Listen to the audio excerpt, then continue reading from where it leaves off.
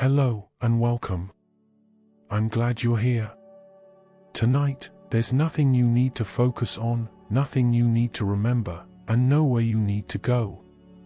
This is a gentle, unhurried journey through some of the world's earliest inventions, quiet ideas that slowly shaped daily life thousands of years ago. We'll move calmly through ancient times, from the first marks of writing, to tools for farming, measuring time, and understanding the world around us. Everything here is told softly, with no sudden sounds or interruptions, so you can relax, unwind, or simply drift peacefully into sleep. Make yourself comfortable, and when you're ready, we'll begin. Writing. The oldest bridge between the human mind and eternity.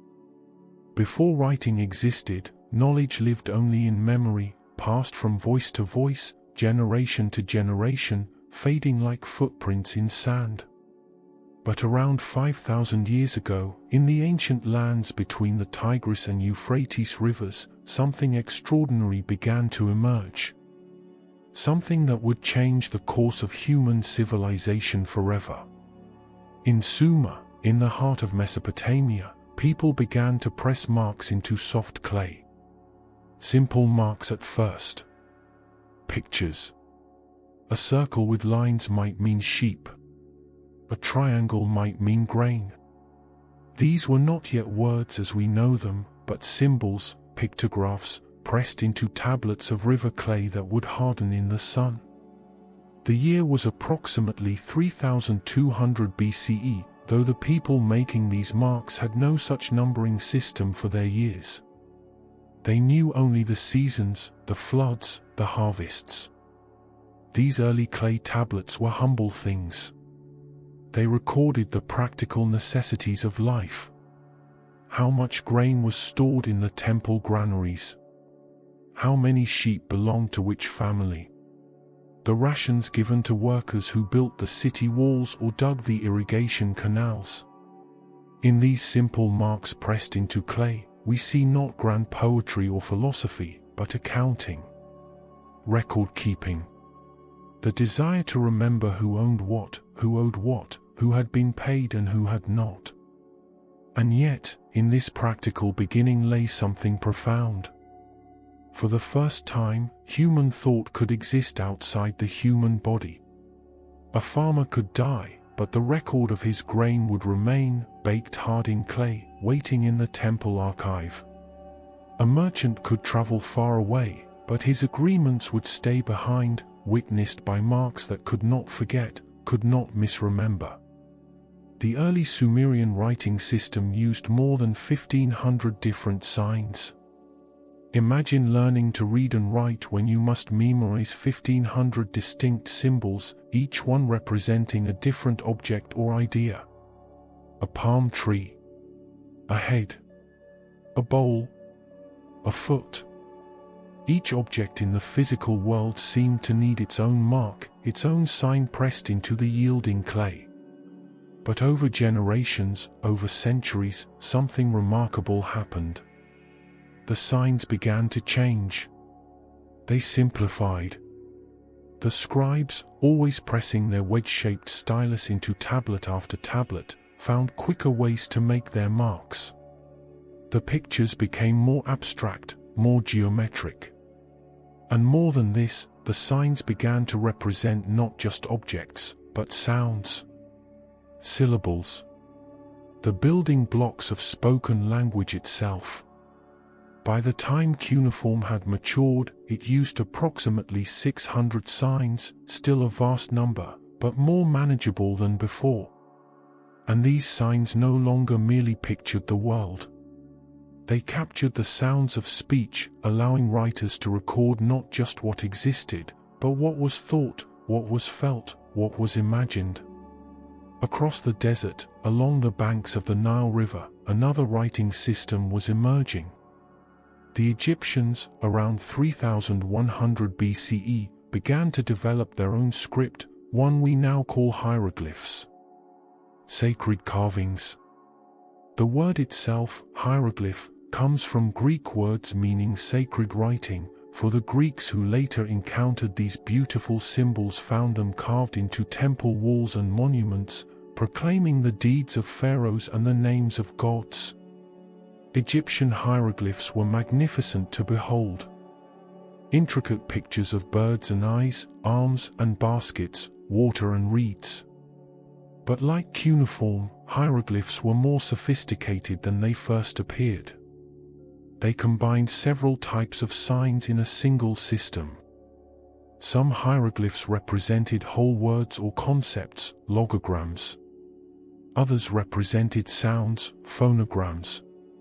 Still others served as determinatives, silent signs that clarified meaning, telling the reader whether a word referred to a god, a place, or an action. The Egyptians, practical as the Sumerians, developed a faster version of their elaborate hieroglyphs. This was hieratic script, a cursive flowing form that could be written quickly with a brush on papyrus, that remarkable paper made from reeds that grew along the Nile. While hieroglyphs remained the formal script of monuments and sacred texts, hieratic became the everyday script of administration, of letters, of accounts. In both Mesopotamia and Egypt, writing was not for everyone. It was the domain of specialists, of scribes, men who dedicated their lives to mastering the hundreds of signs and the conventions that governed their use.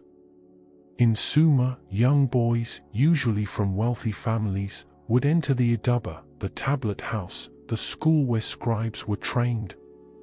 They would begin their education as children, spending years copying signs, memorizing lists, practicing their wedge strokes on tablet after tablet of clay. The training was rigorous, sometimes harsh. A student might spend months learning to form each sign correctly, to press the stylus at the right angle, with the right pressure. Ancient tablets survive showing student exercises, the same phrases copied over and over, mistakes visible where a young hand pressed too hard or held the stylus incorrectly. Some tablets preserve the names of teachers and students, giving us glimpses of these ancient classrooms, where knowledge was passed down through repetition and discipline. Scribes formed an elite class in ancient society. They were exempt from manual labor, from the back-breaking work in the fields. They worked in temples and palaces, in the service of priests and kings. They were the keepers of knowledge, the recorders of transactions, the writers of letters and treaties. To be a scribe was to hold power, the power of literacy in a world where most people could neither read nor write. And what did scribes record? In the beginning, as we have seen, they recorded the practical matters of administration. But as writing matured, as societies grew more complex, the uses of writing expanded. Legal codes were written down, not merely remembered. Treaties between kingdoms were inscribed, creating permanent records of agreements and obligations. Contracts were drawn up, witnessed, and stored. One of the earliest legal codes to survive is the Code of Hammurabi, inscribed in cuneiform around 1750 BCE. This remarkable text, carved into a tall stone stele, contains nearly 300 laws governing everything from property rights to family relations, from trade to criminal justice. The famous principle, an eye for an eye, comes from this ancient code. But the code also reveals a complex society with different classes and obligations, where justice was codified, made visible, made permanent through writing. Writing enabled states to function on a scale previously impossible. Tax collectors could record who owed what. Labor obligations could be tracked precisely. Resources could be inventoried and distributed according to written plans. The granaries of Egypt, the irrigation systems of Mesopotamia, the armies and monuments and trade networks, all depended on written records, on the ability to track and plan and remember across distances and generations. But writing gave us more than administration. It gave us literature.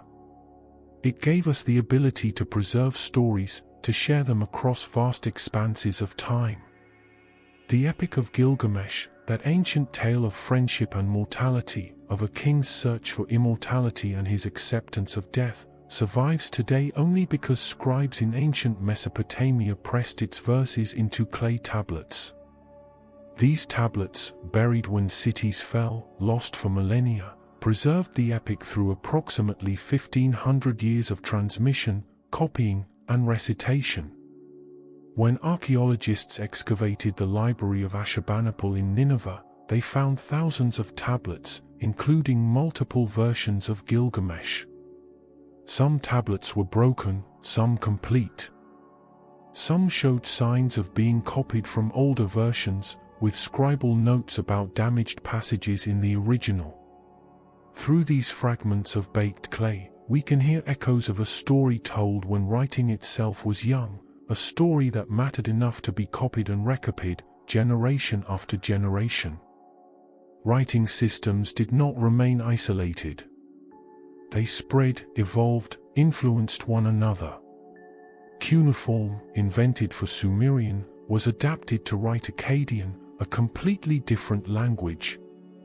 Then it was adapted again for Hittite, and for Elamite, each time bent to fit the sounds and structures of new tongues. The wedge-shaped marks pressed into clay proved flexible enough to capture the speech of multiple civilizations.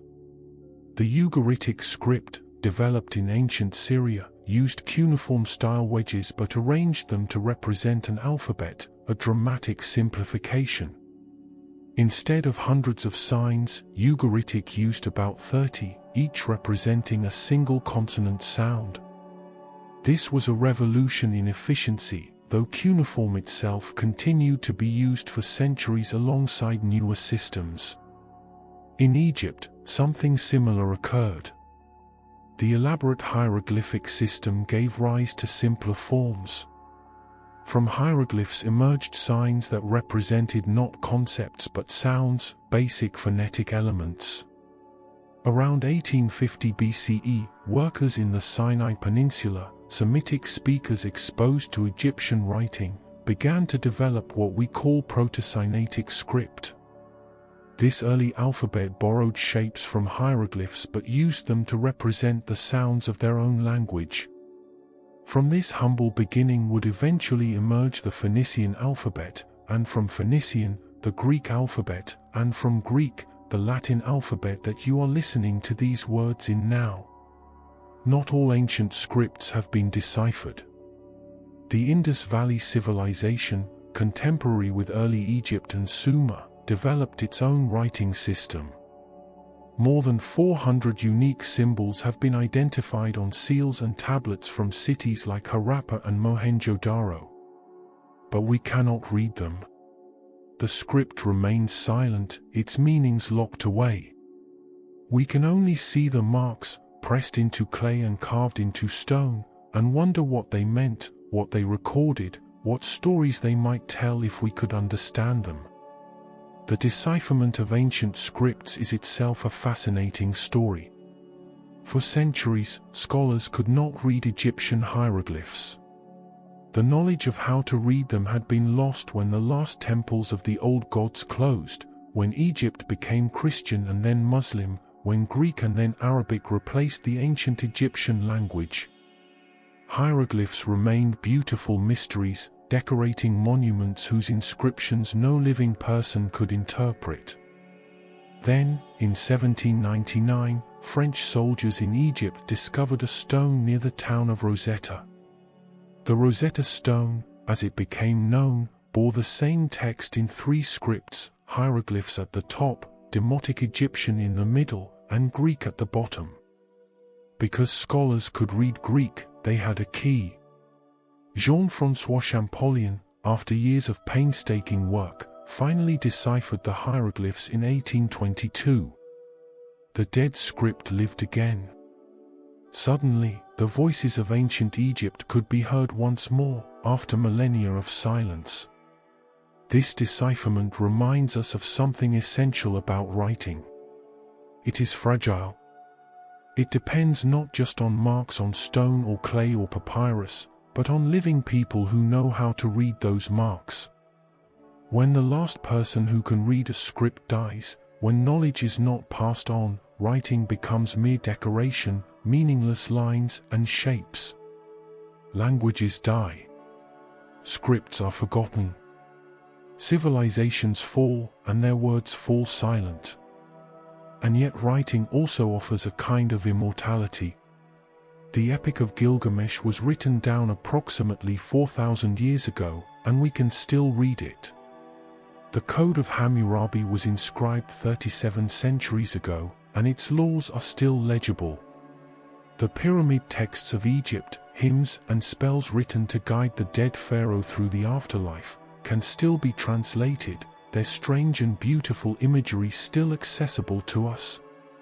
Historians use the invention of writing to mark the boundary between prehistory and history. Before writing, we have archaeology, artifacts, bones, and ruins. We can infer much from these remains, but we cannot hear the voices of the people themselves. We cannot know their names, their thoughts, their stories in their own words. After writing, history begins. People speak to us across the ages. They tell us what they thought, what they valued, what they feared, what they hoped. This boundary is arbitrary in some ways. People were just as human, just as complex, just as capable of thought and feeling before writing as after. But from our perspective, looking back, writing changes everything. It is the difference between silence and speech, between forgetting and remembering. Consider what it means that we know the name of Gilgamesh, that we can read his story. Consider that we know the names of pharaohs who died thousands of years ago, that we can read their boasts and their prayers. Consider that we can read the complaints of Sumerian students who found their teachers too strict, the love poems of ancient Egypt, the hymns to long-forgotten gods, the records of ordinary business transactions that nonetheless preserve fragments of daily life in cities that are now dust. All of this exists because someone, long ago, pressed a stylus into wet clay, or drew a brush across papyrus, or chiseled marks into stone. Because they believed that something was worth recording, worth preserving, worth sending forward into an unknown future. They could not have imagined us reading their words thousands of years later. But here we are, connected to them through the invention of writing, through marks that have outlasted empires, that have survived when bronze has corroded and wood has rotted and even stone has worn away. The clay tablets of Mesopotamia are among the most durable of written records. Clay, when baked, can last for millennia, buried in the ruins of ancient cities. Ironically, some tablets survived because the cities that housed them burned. The fires that destroyed libraries and archives baked the clay tablets as hard as pottery, preserving them for future archaeologists. Destruction became preservation. Writing began with simple needs. Someone needed to remember how much grain was in the storehouse. Someone needed to record that a debt had been paid, a contract fulfilled. From these humble origins grew literature, law, history, science, philosophy. From accounting marks pressed into clay grew the Epic of Gilgamesh, grew the wisdom literature of Egypt, grew the astronomical tables of Babylon, grew the historical chronicles of Assyrian kings. And so, as you rest, as you drift toward sleep, consider this ancient gift. The invention of writing, born from necessity, from the need to record and remember, grew into something that transcends its origins. It became a bridge across time, a way for human consciousness to exist beyond the brief span of a single life, a way for the dead to speak to the living, for the past to illuminate the present. 5,000 years ago, a scribe in Sumer pressed marks into clay. Tonight, you have heard about those marks. The bridge holds. The connection remains. Sleep well, knowing that the human desire to remember, to record, to speak across the void of time, has succeeded beyond anything those ancient inventors could have imagined. Papyrus. A plant that grew along the banks of the Nile, tall and green, swaying in the river breeze. For thousands of years, it was simply part of the landscape, one more element of the rich ecosystem that made Egypt fertile and prosperous. But at some point in the deep past, someone discovered that this plant could be transformed into something remarkable. Something that would carry human words across distances and down through time. The ancient Egyptians learned to turn the papyrus plant into sheets suitable for writing. Not the leaves, but the stalk itself, the thick triangular stem that could grow as tall as a person, or taller. They would cut these stalks and slice them into thin strips, revealing the fibrous pith inside. These strips, still moist with the plant's natural moisture, were laid out in layers, one layer with the strips running horizontally, another layer on top with the strips running vertically, creating a cross-hatched pattern. Then came the pressing. The layered strips were pressed together, the plant's own sap acting as a natural adhesive, binding the fibers into a unified sheet. As the sheets dried under the Egyptian sun, they became smooth and pale, suitable for receiving ink. This was papyrus, a writing surface unlike anything that had come before. Pliny the Elder, the Roman natural historian who lived in the 1st century of the Common Era, described the production of papyrus in remarkable detail. He outlined a process with 20 distinct steps, from the selection of the plant to the final polishing of the finished sheet. By his time, papyrus production had been refined over millennia into a precise craft, with different grades of papyrus for different purposes. The finest sheets, made from strips cut from the center of the stalk, were reserved for important documents. Coarser grades served for everyday use. Before papyrus, Egyptian scribes had written on many surfaces. Stone, certainly, for monumental inscriptions meant to last forever. Clay tablets, borrowed from Mesopotamian practice. Pottery shards, called ostraca, useful for quick notes and temporary records. Wooden boards, sometimes covered with plaster, that could be written on and scraped clean for reuse. But papyrus was different. It was lighter than stone or clay, more durable than potsherds, larger and more versatile than wooden boards. Most importantly, papyrus sheets could be joined together. By gluing sheets edge to edge, scribes could create long rolls, scrolls that could hold far more text than any single tablet or board. Some papyrus rolls stretched to 30 meters in length or even longer. Imagine unrolling such a scroll, watching the text unfold meter after meter, column after column of hieratic or demotic script, containing an entire book, an entire narrative, an entire legal code on a single continuous surface. The scroll form shaped how ancient texts were organized and read. You would hold the scroll with both hands, unrolling it with one hand while rolling it up with the other, revealing new columns of text as you progressed through the document. You could not simply flip to a particular page as we do with modern books. Instead, you had to roll and unroll, searching for the passage you wanted.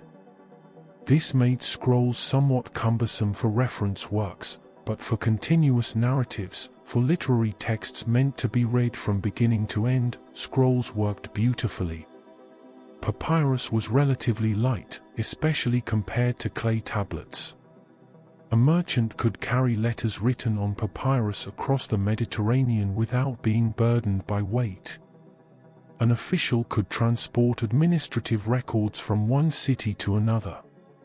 Scribes could create libraries of scrolls, collections of texts that would have been impossibly heavy and bulky if written on clay. Portability meant that knowledge could travel, that texts could be copied and distributed, that ideas could spread more easily than ever before. Egypt's control of papyrus production gave the land of the Nile considerable economic and cultural power. Papyrus grew best in the Egyptian climate, in the marshy areas along the river. While papyrus plants existed elsewhere in the ancient world, Egypt became the primary producer and exporter of papyrus sheets. This created a kind of monopoly. If you wanted the finest writing material available, you traded with Egypt. The papyrus trade became a significant part of the Egyptian economy, and Egyptian papyrus became the standard medium for writing throughout the eastern Mediterranean world. The Greeks adopted papyrus enthusiastically. By the classical period, papyrus had become the standard writing surface for Greek literature, philosophy, history, and science.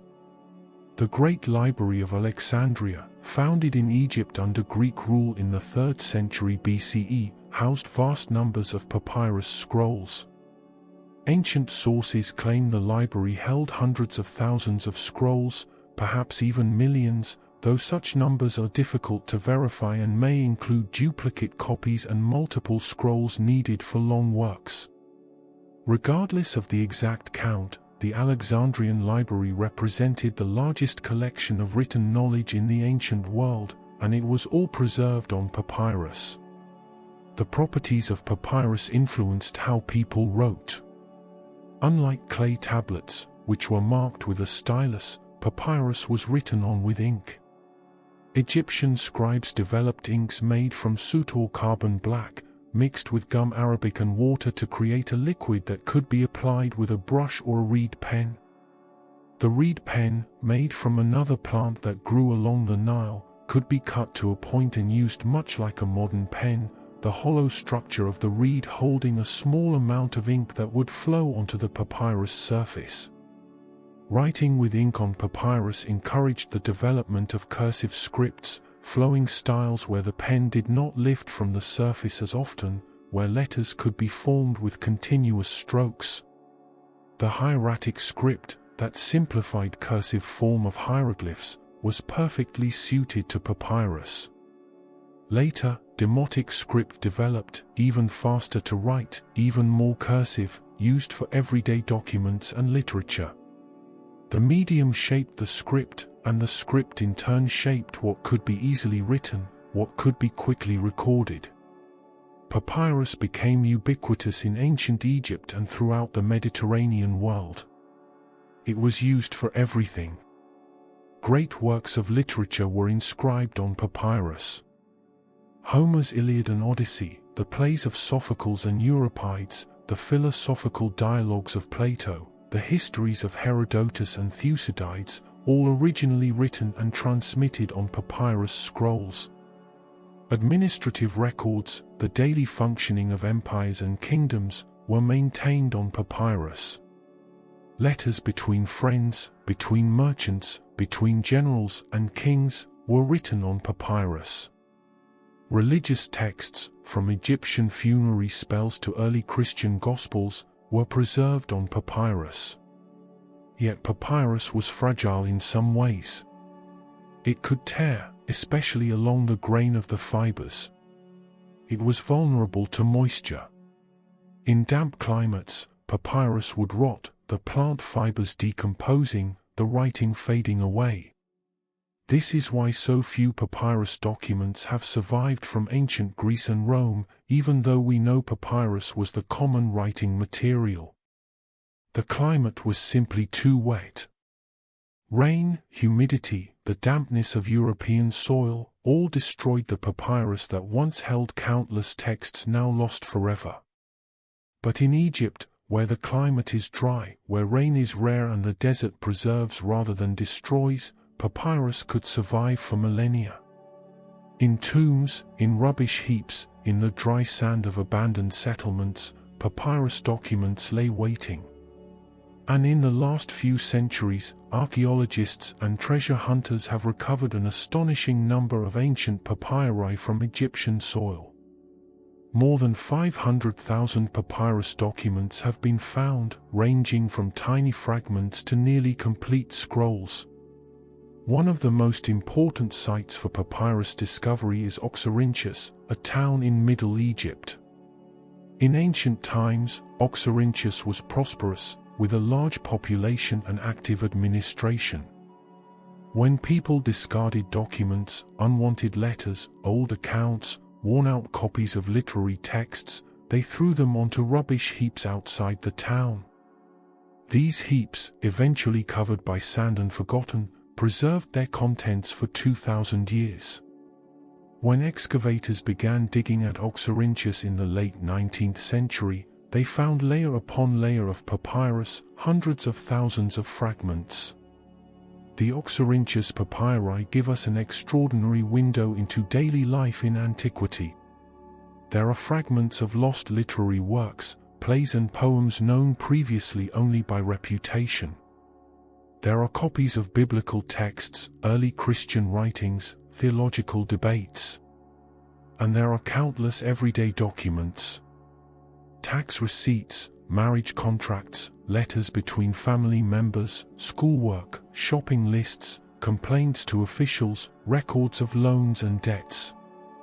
Through these mundane papers, we can hear ordinary voices from the ancient world, people who never expected their words to survive, whose writings tell us what life was actually like in ways that grand historical narratives cannot. The Dead Sea Scrolls, discovered in caves near the Dead Sea in the mid-20th century, include not only parchment scrolls but also papyrus fragments. These documents, hidden during a time of crisis and war, preserved biblical texts and sectarian writings of Jewish communities in the last centuries BCE and the 1st century CE. The dry climate of the desert caves protected the fragile materials, allowing us to read words written 2,000 years ago, words that might otherwise have been lost completely. Many ancient texts that we can read today survive only because of Egyptian papyri. Fragments of lost plays by Greek dramatists, poems by Sappho, philosophical works, historical accounts that fill gaps in our knowledge, all recovered from the sands of Egypt. Without papyrus, without its preservation in the dry climate, our knowledge of classical civilization would be vastly diminished.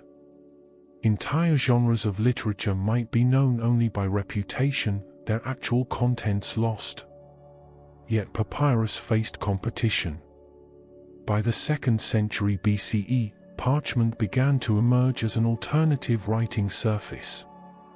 Parchment, made from animal skins, usually sheep or goat, prepared by scraping, stretching, and treating until smooth and pale, offered certain advantages. It was more durable than papyrus, less prone to tearing. It could be used on both sides easily, whereas papyrus was typically written only on one side, the side where the horizontal fibers provided a smoother surface. And parchment could be produced anywhere there were animals, breaking Egypt's monopoly on writing materials. Legend says that parchment was developed in Pergamum, a city in Asia Minor, when the Ptolemaic rulers of Egypt restricted papyrus exports to prevent Pergamum's library from rivaling Alexandria. Whether this story is true or not, parchment certainly became popular, especially in regions where papyrus was expensive or difficult to obtain. The Latin word for parchment, pergamena, preserves the connection to the city of Pergamum.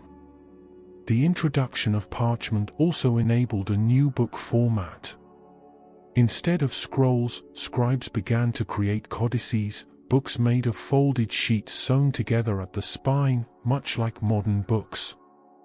The codex format had practical advantages. You could open directly to any page, making reference much easier. You could write on both sides of each sheet, using materials more efficiently. You could create much longer works in a single volume. By the 4th century CE, the codex had largely replaced the scroll in the Mediterranean world, though scrolls continued to be used for certain purposes. In distant China, meanwhile, other innovations were occurring. Chinese civilization had developed its own writing materials. Silk, that precious fabric, could be written on with brush and ink. Oracle bones and bronze vessels bore inscriptions. But silk was expensive, and hard materials were heavy. Chinese artisans experimented with plant fibers, creating something like paper from silk waste and plant pulp. These early paper-like materials predated what we think of as true paper, but they pointed toward future developments. True paper, made from plant fibers broken down and reformed into sheets, was invented in China by the 1st or 2nd century CE, during the Han Dynasty. This paper, cheaper to produce than silk, lighter than bamboo slips, would eventually spread westward along the Silk Road, reaching the Islamic world by the 8th century and Europe by the 12th century. Paper would eventually supplant both papyrus and parchment, becoming the dominant writing surface of the world. But that transformation took centuries, and in the ancient Mediterranean world, papyrus remained supreme for a very long time. The story of papyrus is a story of how a writing surface shapes civilization. Before papyrus, writing was difficult to transport, difficult to store in large quantities, limited in the length of continuous texts. Papyrus made libraries possible, made the widespread distribution of literature possible, made administration across distances more feasible. It allowed ideas to travel, allowed knowledge to accumulate and be preserved. Think of a scribe in ancient Alexandria, sitting in the great library, copying a text from one papyrus scroll onto another, preserving a work for future generations. The scroll unrolled before him, column after column of Greek text, some philosophical treatise or mathematical proof or poetic composition. His reed pen moved across fresh papyrus, reproducing the words, passing them forward. Without his work, without the durability of papyrus, those words might have been lost, spoken once and then forgotten, preserved in memory until the last person who remembered them died. Or think of a merchant in Roman Egypt, receiving a letter written on papyrus from a trading partner in Athens. The letter traveled by ship across the Mediterranean, a few sheets of papyrus rolled and sealed, light enough to carry easily, durable enough to survive the journey. The merchant unrolls the letter, reads the news of markets and prices, of family and mutual friends. He writes a reply on his own papyrus, and sends it back across the sea. Communication, commerce, connection, all facilitated by these sheets made from river plants. Or consider an ordinary person in Oxyrhynchus, writing a letter to a relative. Nothing grand, nothing intended for posterity. Just everyday concerns, personal matters, affection expressed in simple words. That person could not have imagined that their letter would survive for 2,000 years, that scholars in a distant future would carefully piece together fragments, translating the words, learning about life in ancient Egypt from these intimate glimpses. The papyrus preserved what was never meant to be permanent, turning the ephemeral into the eternal. The tale of papyrus reminds us that materials matter. The medium is not separate from the message. What we write on shapes what we write, how we write it, how widely it can be shared, how long it can survive. Clay tablets, heavy and durable, suited Mesopotamian administration but were less portable. Parchment, expensive but lasting, suited sacred texts and important documents. Paper, cheap and abundant, would democratize writing, making books available to far more people. And papyrus, light and practical, enabled the literary flowering of ancient Mediterranean civilization, made libraries possible, made the spread of knowledge faster and wider than ever before. As you drift toward sleep, imagine the papyrus plants swaying in the Nile breeze, green and tall, growing as they have grown for thousands of years. Imagine the ancient workers cutting those stalks, slicing them into strips, laying them crosswise, pressing them into sheets. Imagine the scribes writing, their reed pens moving across the pale surface, leaving black ink that would dry and remain, carrying words forward through centuries. The plant became paper. The paper became a library. The library became civilization's memory. And that memory, preserved in the dry sands of Egypt, speaks to us still, across the vast gulf of time, telling us who those people were, what they thought, what they dreamed. Sleep now, knowing that some words, written carefully on fragile materials, can outlast stone, outlast empires, outlast everything except the human desire to remember and to be remembered.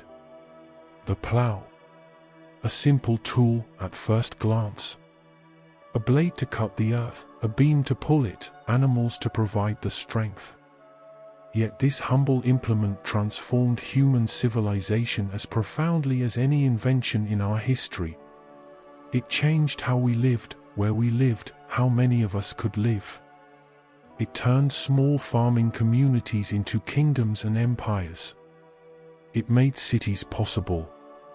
In the beginning, when humans first began to cultivate plants rather than simply gathering what grew wild, farming was done by hand.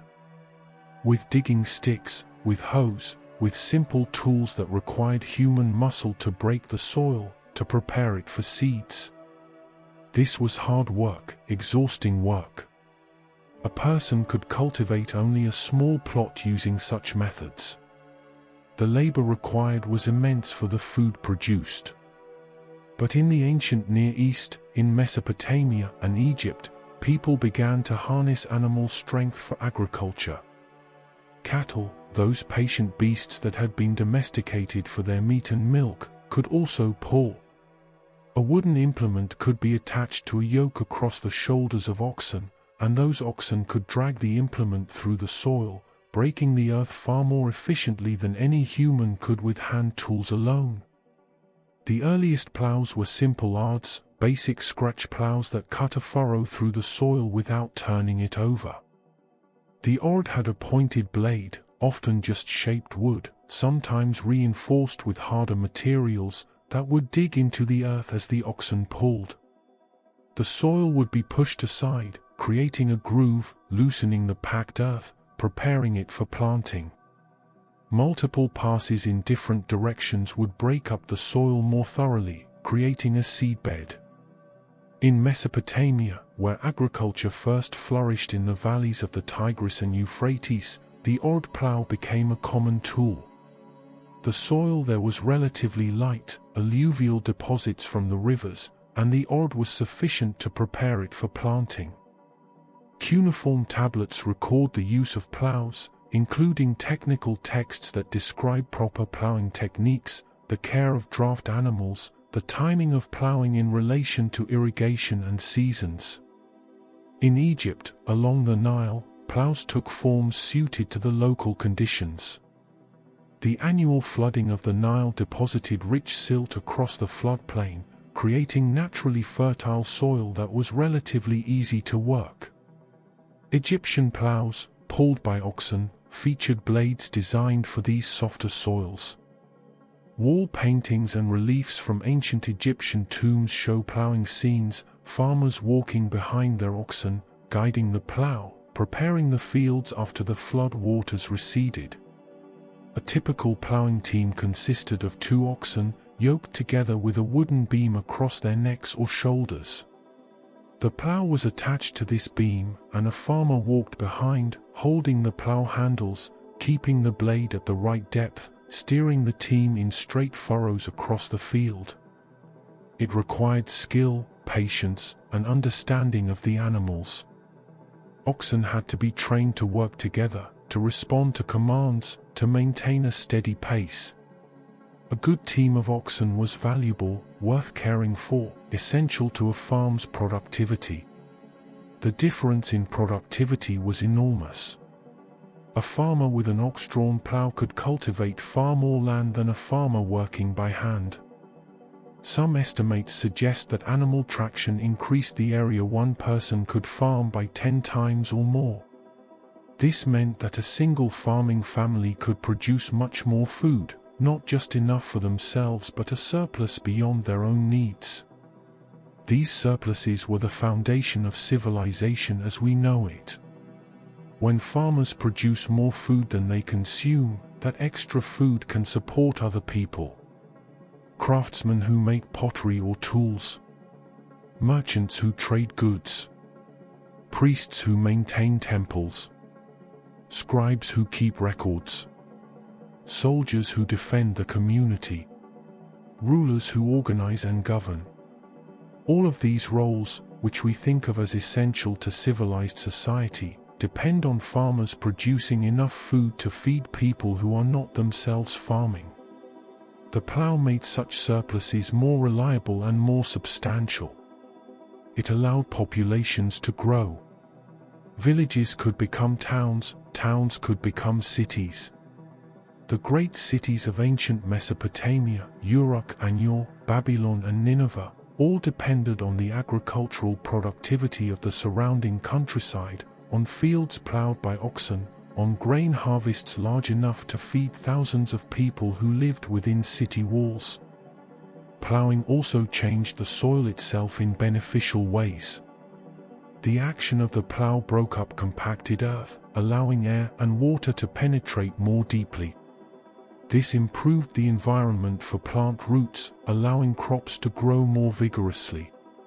The plough also helped to mix organic matter, the remains of previous crops, into the soil, adding nutrients. Over time, farmers learned that ploughing in crop residues or manure enriched the soil, improving yields year after year. The deeper disturbance of the soil that ploughing provided also helped with weed control. By burying weed seeds and disrupting weed growth, ploughing gave cultivated crops an advantage. This meant that more of the farmer's effort went into growing food crops rather than fighting unwanted plants. The result was more efficient farming, more food from the same amount of land and labor. Plough agriculture encouraged permanence. When farming required only simple hand tools, fields could be used for a few years and then abandoned as fertility declined, with farmers moving to fresh land. This slash and burn or shifting cultivation could work when population was low and land was abundant. But the investment in plough agriculture, the effort of training oxen, maintaining equipment, preparing permanent fields with careful drainage or irrigation, encouraged people to stay in one place, to improve their land over generations rather than moving on. This permanence supported more stable village life, more complex social structures. When people expect to remain in one place for generations, they invest more in buildings, in infrastructure, in community institutions. They develop stronger ties to their land, clearer concepts of ownership and inheritance. They create systems of laws and customs to regulate the use of fields and water, to resolve disputes, to organize communal work projects. As plough technology spread and improved, different designs emerged for different conditions. The simple ord worked well in lighter soils, but heavier clay soils, common in parts of Europe, required more robust ploughs. By around 1500 BCE, in some regions, ploughs with moldboards began to appear. The moldboard is a curved surface that not only cuts the soil but lifts it and turns it over, creating a more thorough inversion. This completely buried surface vegetation and weed seeds, creating cleaner fields and better weed control. The materials used in ploughs also evolved. Early ploughs were made entirely of wood, which wore down quickly in use. The ploughshare, the cutting blade that breaks the soil, bore the most stress and wear. Eventually, people learned to tip their ploughshares with harder materials. Stone, where available. Metal, once metalworking developed. Bronze ploughshares were an improvement over wood. Iron ploughshares, harder and more durable than bronze, were better still. In ancient China, iron technology developed relatively early, and Chinese farmers were using iron-tipped ploughs by the Warring States period, around the 5th to 3rd centuries BCE. These iron tips made plowing more efficient, as they stayed sharp longer and could cut through tougher soil. The Chinese also developed other plow innovations, including designs with adjustable components that could be modified for different soil conditions or different crops. The Romans, as their empire expanded northward into Europe, encountered heavy clay soils very different from the lighter Mediterranean soils they were accustomed to. Roman agricultural writers describe heavy plows, substantial implements requiring multiple oxen or even teams of oxen to pull them, but capable of breaking and turning the dense clay. These heavy plows made it possible to farm lands that would have been too difficult to work with simpler tools, opening up new agricultural frontiers, allowing Roman and later European agriculture to flourish in regions that would otherwise have remained forested or pastoral. Innovations continued to build on the basic plow concept. In ancient Mesopotamia, someone invented the seed drill, a device that could be attached to a plow. As the plow cut the furrow, the seed drill would drop seeds into the furrow at regular intervals, combining the tasks of plowing and planting into a single operation. This saved labor and also ensured more even spacing of seeds, which could improve yields. The concept would be rediscovered and refined many times over the centuries, but its origins lie in the ancient world, in the minds of farmers always looking for ways to work more efficiently. The landscape itself bears witness to ancient plowing practices. In parts of Europe, patterns of ridges and furrows are still visible in old fields, evidence of medieval plowing that traces its techniques back to ancient methods. Farmers would plow their fields in a particular pattern, creating raised beds separated by furrows for drainage. Over years and decades, these patterns became permanent features of the landscape, shaping how water flowed, where crops grew best, how the land was divided and used. Even today, in some parts of the world, farmers still use animal-drawn plows very similar to those used thousands of years ago. The basic design, a blade pulled by oxen, guided by a farmer walking behind, has proven so effective, so well suited to certain conditions and scales of farming, that it has never been entirely replaced. In regions where fuel is expensive, where fields are small or terrain is rough, where farming remains a family enterprise rather than a mechanized industry, the ancient plow endures, still doing the work it has done for millennia. This continuity is remarkable.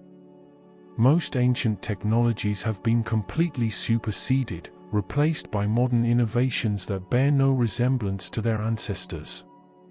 But the plow, in its essential form, remains recognizable.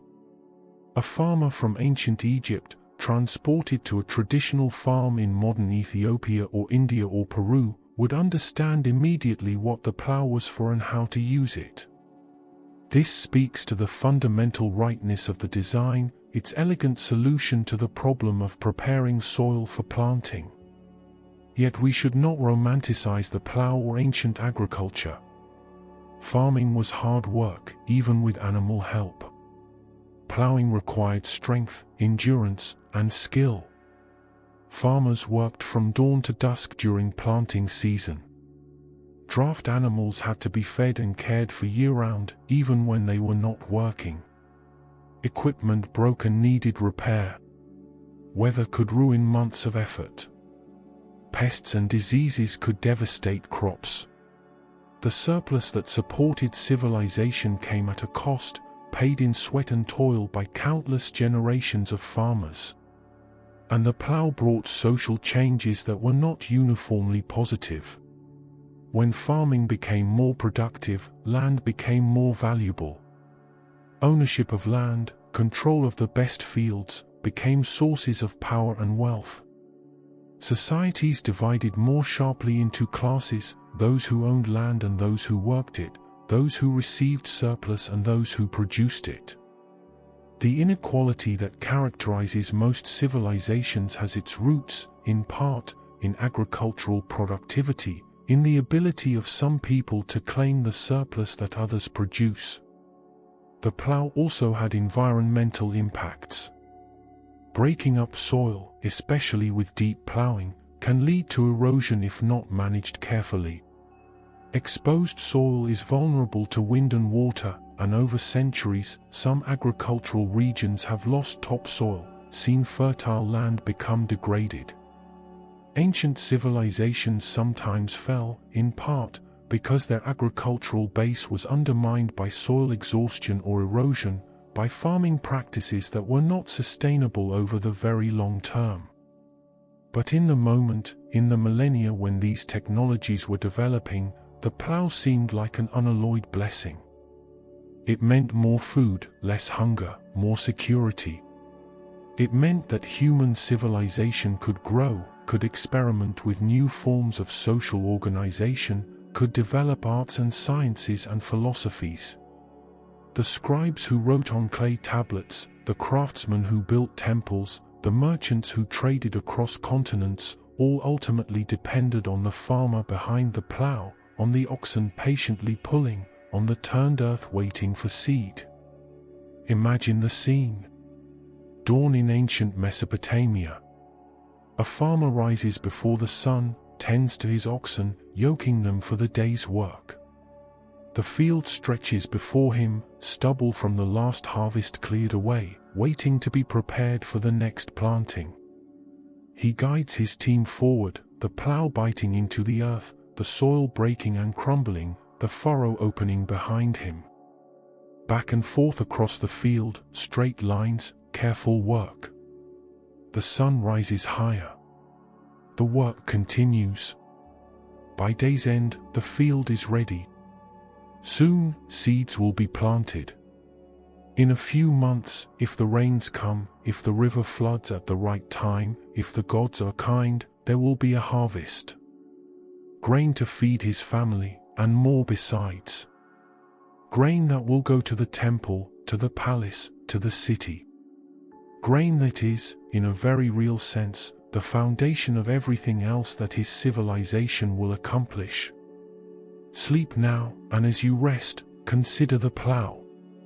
Consider how a simple tool, an innovation perhaps born from someone's clever observation that animals were stronger than people, that wood could be shaped to cut earth, changed everything. The plough turned farms into fields, fields into surplus, surplus into civilization. Cities rose because farmers ploughed. Empires expanded because grain fed armies.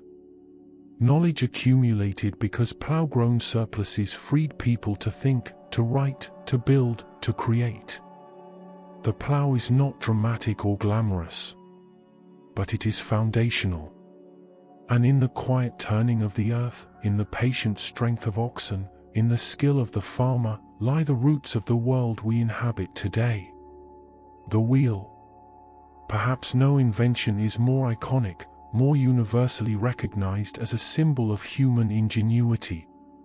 We speak of reinventing the wheel, meaning to waste effort on what has already been perfectly solved. We use wheels every day, in cars and bicycles, in machinery and mechanisms, so commonplace that we barely notice them. Yet the wheel was not always with us. For most of human history, for hundreds of thousands of years, people moved themselves and their possessions without wheels. And when the wheel finally appeared, it changed everything. The story of the wheel begins not with transportation, but with pottery. In ancient Mesopotamia, around 3500 BCE, potters discovered that if they placed clay on a flat disc that could spin, they could shape vessels much more quickly and evenly than by hand alone. The potter's wheel, that simple turntable, allowed the creation of symmetrical pots, bowls and jars formed as the wheel spun beneath the potter's hands. This was the first wheel, not rolling across the ground, but rotating in place, a tool for creation rather than movement. But the principle, once discovered, had other applications. If a disc could rotate smoothly around a central axis, if this rotation could be controlled and useful, then perhaps rotation could also be harnessed for movement. Perhaps a disc attached to a cart could allow that cart to roll rather than drag across the ground. The leap from potter's wheel to wagon wheel seems obvious to us now, but it required imagination, experimentation, the willingness to see a connection between two very different problems. The earliest wheels for transport that we have evidence of were solid affairs. Not the spoked wheels we might picture, but heavy wooden discs, often made from planks fastened together and carved into a circular shape. These wheels were attached to axles, poles that ran beneath carts or wagons. The wheels rotated around the axles, or in some designs, the wheels and axle rotated together, held in place by the cart body. Either way, the result was revolutionary. A cart on wheels could carry far more weight than a sledge dragged across the ground. The reduction in friction was dramatic. Imagine dragging a heavy load across bare earth. Every bump, every stone, creates resistance. The load catches on irregularities in the ground. Friction between the sledge and the earth requires enormous force to overcome. Now imagine the same load on a wheeled cart. The wheels roll over obstacles rather than catching on them. The friction is concentrated at a few small points, the axles where the wheels rotate, rather than across the entire surface of the sledge.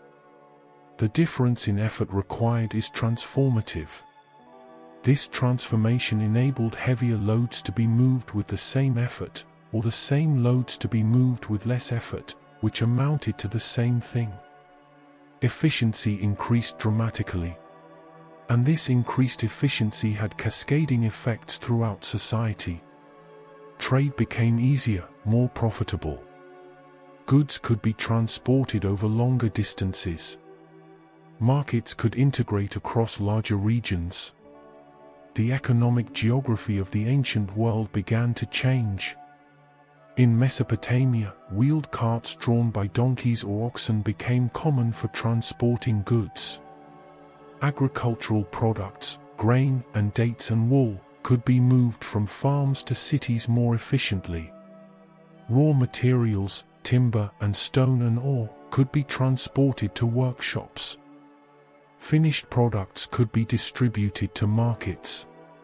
The wheel facilitated the complex economic networks that characterized early civilizations, the trade and exchange that allowed specialization and division of labor to flourish. The wheel also enabled monumental construction on a scale previously impossible. Moving massive stone blocks, the kind needed for temples and palaces, for defensive walls and irrigation works, became feasible. Sites like Stonehenge, built in stages over millennia, with stones weighing many tons transported from quarries miles away, may have relied on wheeled transport, or at least on rollers, wooden cylinders that served a similar function. The great buildings of antiquity, the structures that still inspire or today, were in many cases built with the help of wheels and rollers, human muscle amplified by this simple mechanical advantage. The wheel spread from its point of origin. By around 3000 BCE, wheeled vehicles had reached Europe, likely carried by Indo-European peoples migrating from the steppes. These migrations, traced through linguistics and archaeology, brought not only language and culture but also technology. The wheel reached the Indus Valley Civilization in South Asia, where wheeled carts appear in the archaeological record. It reached China, where by the late 3rd millennium BCE, Chinese craftsmen were building their own wheeled wagons, perhaps independently inventing the technology or perhaps adapting ideas that had traveled along early trade routes. The spread of the wheel was not instantaneous or universal. Geography mattered. In flat, open terrain, wheels were enormously useful. In mountainous or forested regions, where paths were steep and narrow, wheels were less advantageous. Pack animals, carrying loads on their backs, might be more practical than carts that could not navigate rough terrain. And wheels required draft animals capable of pulling heavy loads. Oxen and donkeys, horses, and later camels were necessary partners to the wheel. Without suitable draft animals, wheels had limited utility. This explains one of the great puzzles of ancient technology. In the Americas, before European contact, some cultures created wheel toys. Small clay figurines with wheels, children's playthings, have been found in Mesoamerica. The principle of the wheel was understood. Yet no practical use of wheeled transport developed. Why? Partly terrain. The mountains and jungles of Mesoamerica made wheeled transport difficult. But also, and perhaps more importantly, the Americas lacked large domesticated animals suitable for pulling carts. No oxen, no horses, no donkeys. The llama, domesticated in the Andes, was too small to pull heavy loads effectively. Without draft animals, wheels for transport offered little advantage over human porters or pack animals. The innovation remained a toy, a curiosity, not a practical tool. But where conditions were right, the wheel transformed not only trade and construction but also warfare. The war chariot, a light cart drawn by horses, became the dominant military technology of the Bronze Age.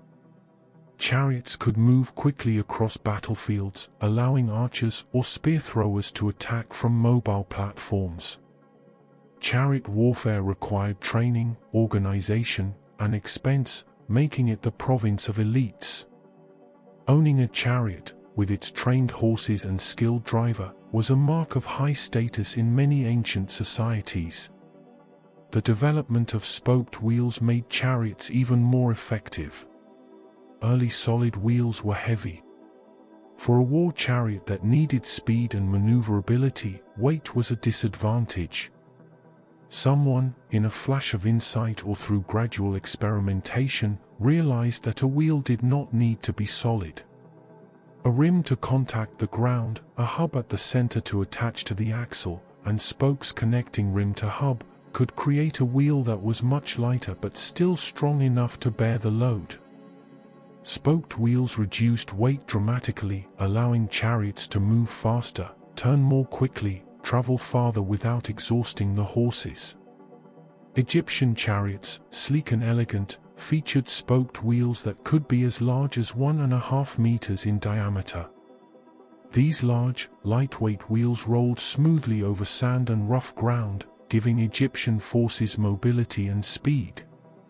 The chariots became symbols of pharaonic power, depicted in reliefs showing the pharaoh charging into battle, trampling enemies beneath the wheels of his chariot, a divine king unstoppable in his wheeled vehicle.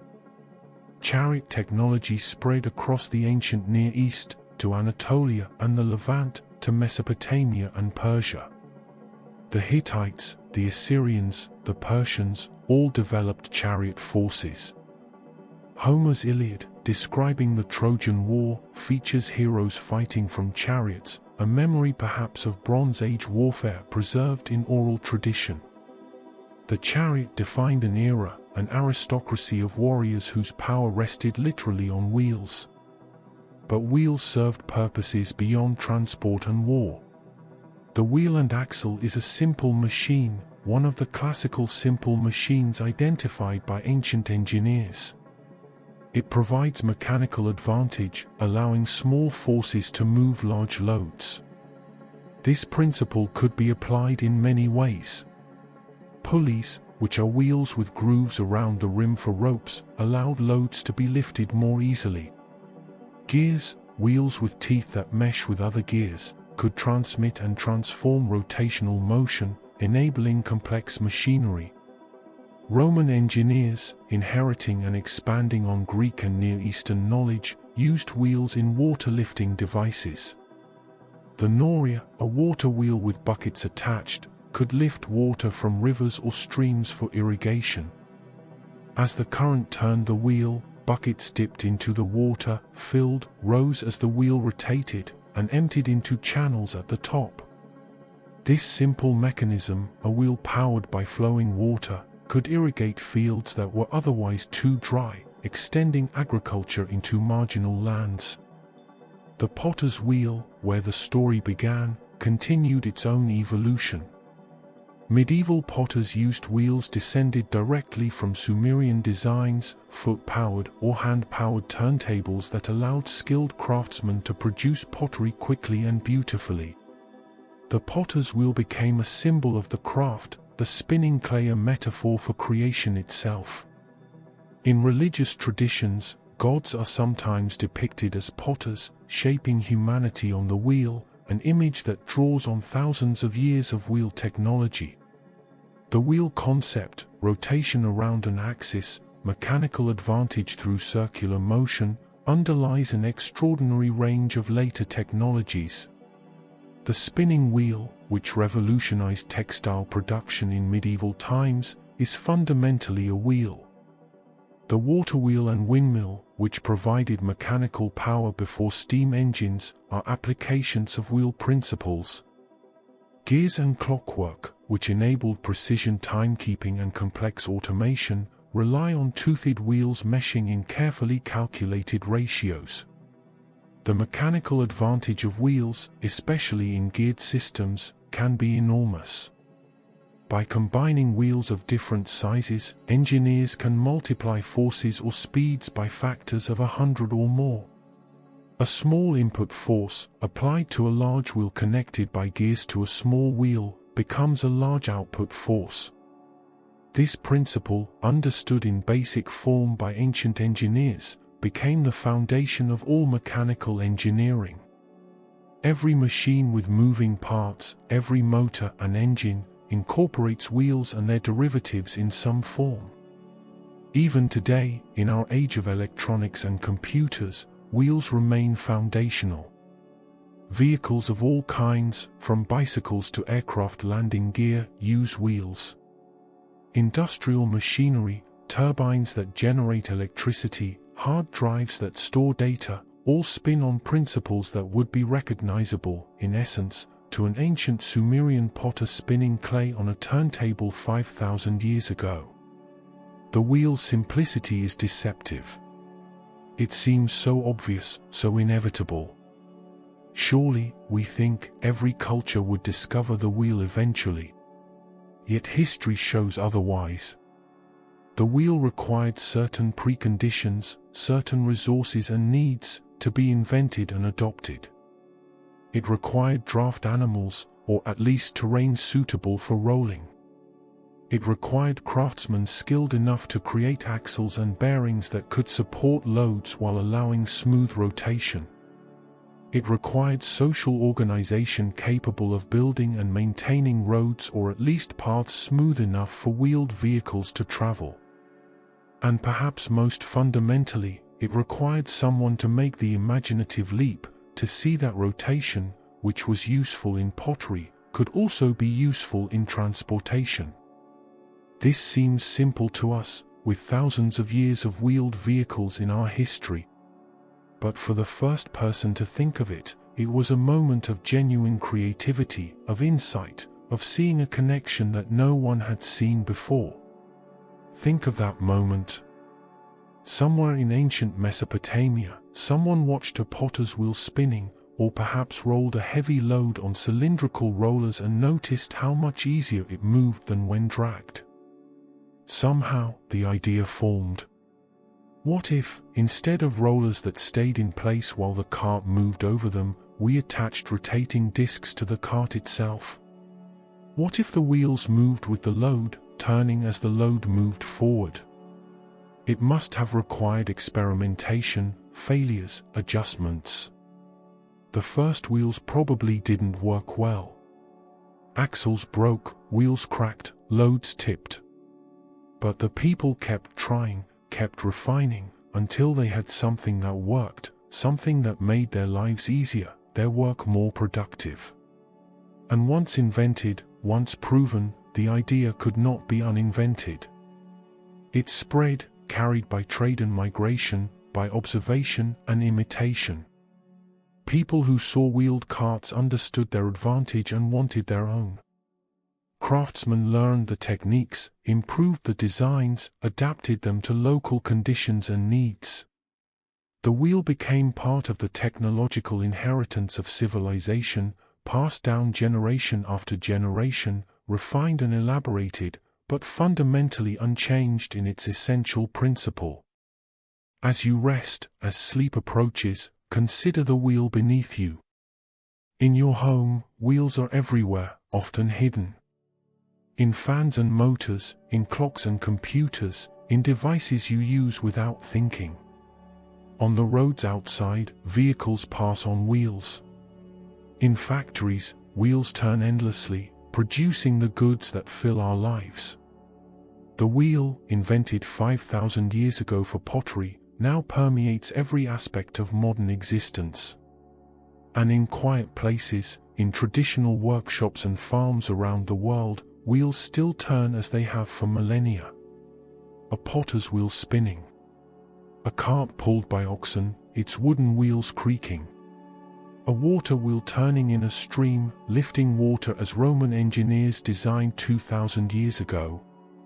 The ancient and the modern coexist, connected by this simple, perfect invention. The wheel that changed everything, and yet remains, in its essence, exactly what it was when first conceived in the distant past. A circle, rotating, carrying humanity forward, one revolution at a time. Rest now, and let the wheels of thought slow and stop, as the day turns toward night, as motion yields to stillness, as the endless turning pauses in the quiet space of sleep. The water clock. Time, invisible and intangible, flowing like a river we cannot see, carrying us from birth to death, from dawn to dusk, from one moment to the next. For most of human history, people measured time by the sun and stars, by the cycles of the moon, by the changing seasons. But the sun disappears at night. Clouds obscure the stars. How do you measure time when the sky gives no answers? The ancient solution was elegant. If time flows like water, then let water itself mark its passage. Around 2000 BCE, in Mesopotamia and perhaps also in the Indus Valley, people began to create devices that used the flow of water to measure time. These were the first water clocks, called clepsydras, a Greek word meaning water thief, for they stole water drop by drop, and in that theft marked the hours. The principle was simple. Water flows from one vessel to another at a relatively constant rate. By measuring how much water has flowed, you can measure how much time has passed. The earliest water clocks were basic. A container with a small hole near the bottom. Fill it with water, and the water begins to leak out through the hole. Mark lines inside the container at different levels. As the water level drops, reaching each successive line, a certain amount of time has passed. Perhaps an hour, though ancient hours were not like our hours, not fixed lengths. In many ancient cultures, the day and night were each divided into 12 hours, which meant that daytime hours were longer in summer and shorter in winter, stretching and contracting with the seasons. The water clock could be calibrated for these variable hours, different markings for different times of year. In Babylon, astronomers used water clocks to time their observations of the night sky. Babylonian astronomy was sophisticated, tracking the movements of planets and stars, predicting eclipses, developing mathematical models of celestial motion. But to do this work precisely, they needed to know when observations were made, how much time passed between one observation and another. The water clock gave them this capability. They divided the night into watches, periods marked by the emptying of a water vessel, allowing them to coordinate observations, to build a database of celestial events recorded not just by date but by time of night. The Egyptians, always innovators in their own right, adopted and refined water clock technology. Egyptian water clocks sometimes took the form of vessels shaped like truncated cones, narrow at the bottom and wider at the top. This shape compensated, at least partially, for a problem inherent in simple water clocks. As water flows out, the pressure decreases because the depth of water decreases. Less pressure means slower flow. If you mark time by the level of water remaining, the early marks will pass more quickly than the later ones, introducing inaccuracy. By shaping the vessel carefully, widening it toward the top, the changing flow rate could be counterbalanced, creating more regular time intervals. Egyptian priests used water clocks in temples to time rituals and prayers. Religious observances often needed to occur at specific times, including at night when sundials were useless. The water clock allowed priests to maintain their schedules regardless of weather or darkness, to honor the gods at the proper hours, to ensure that sacred duties were performed punctually.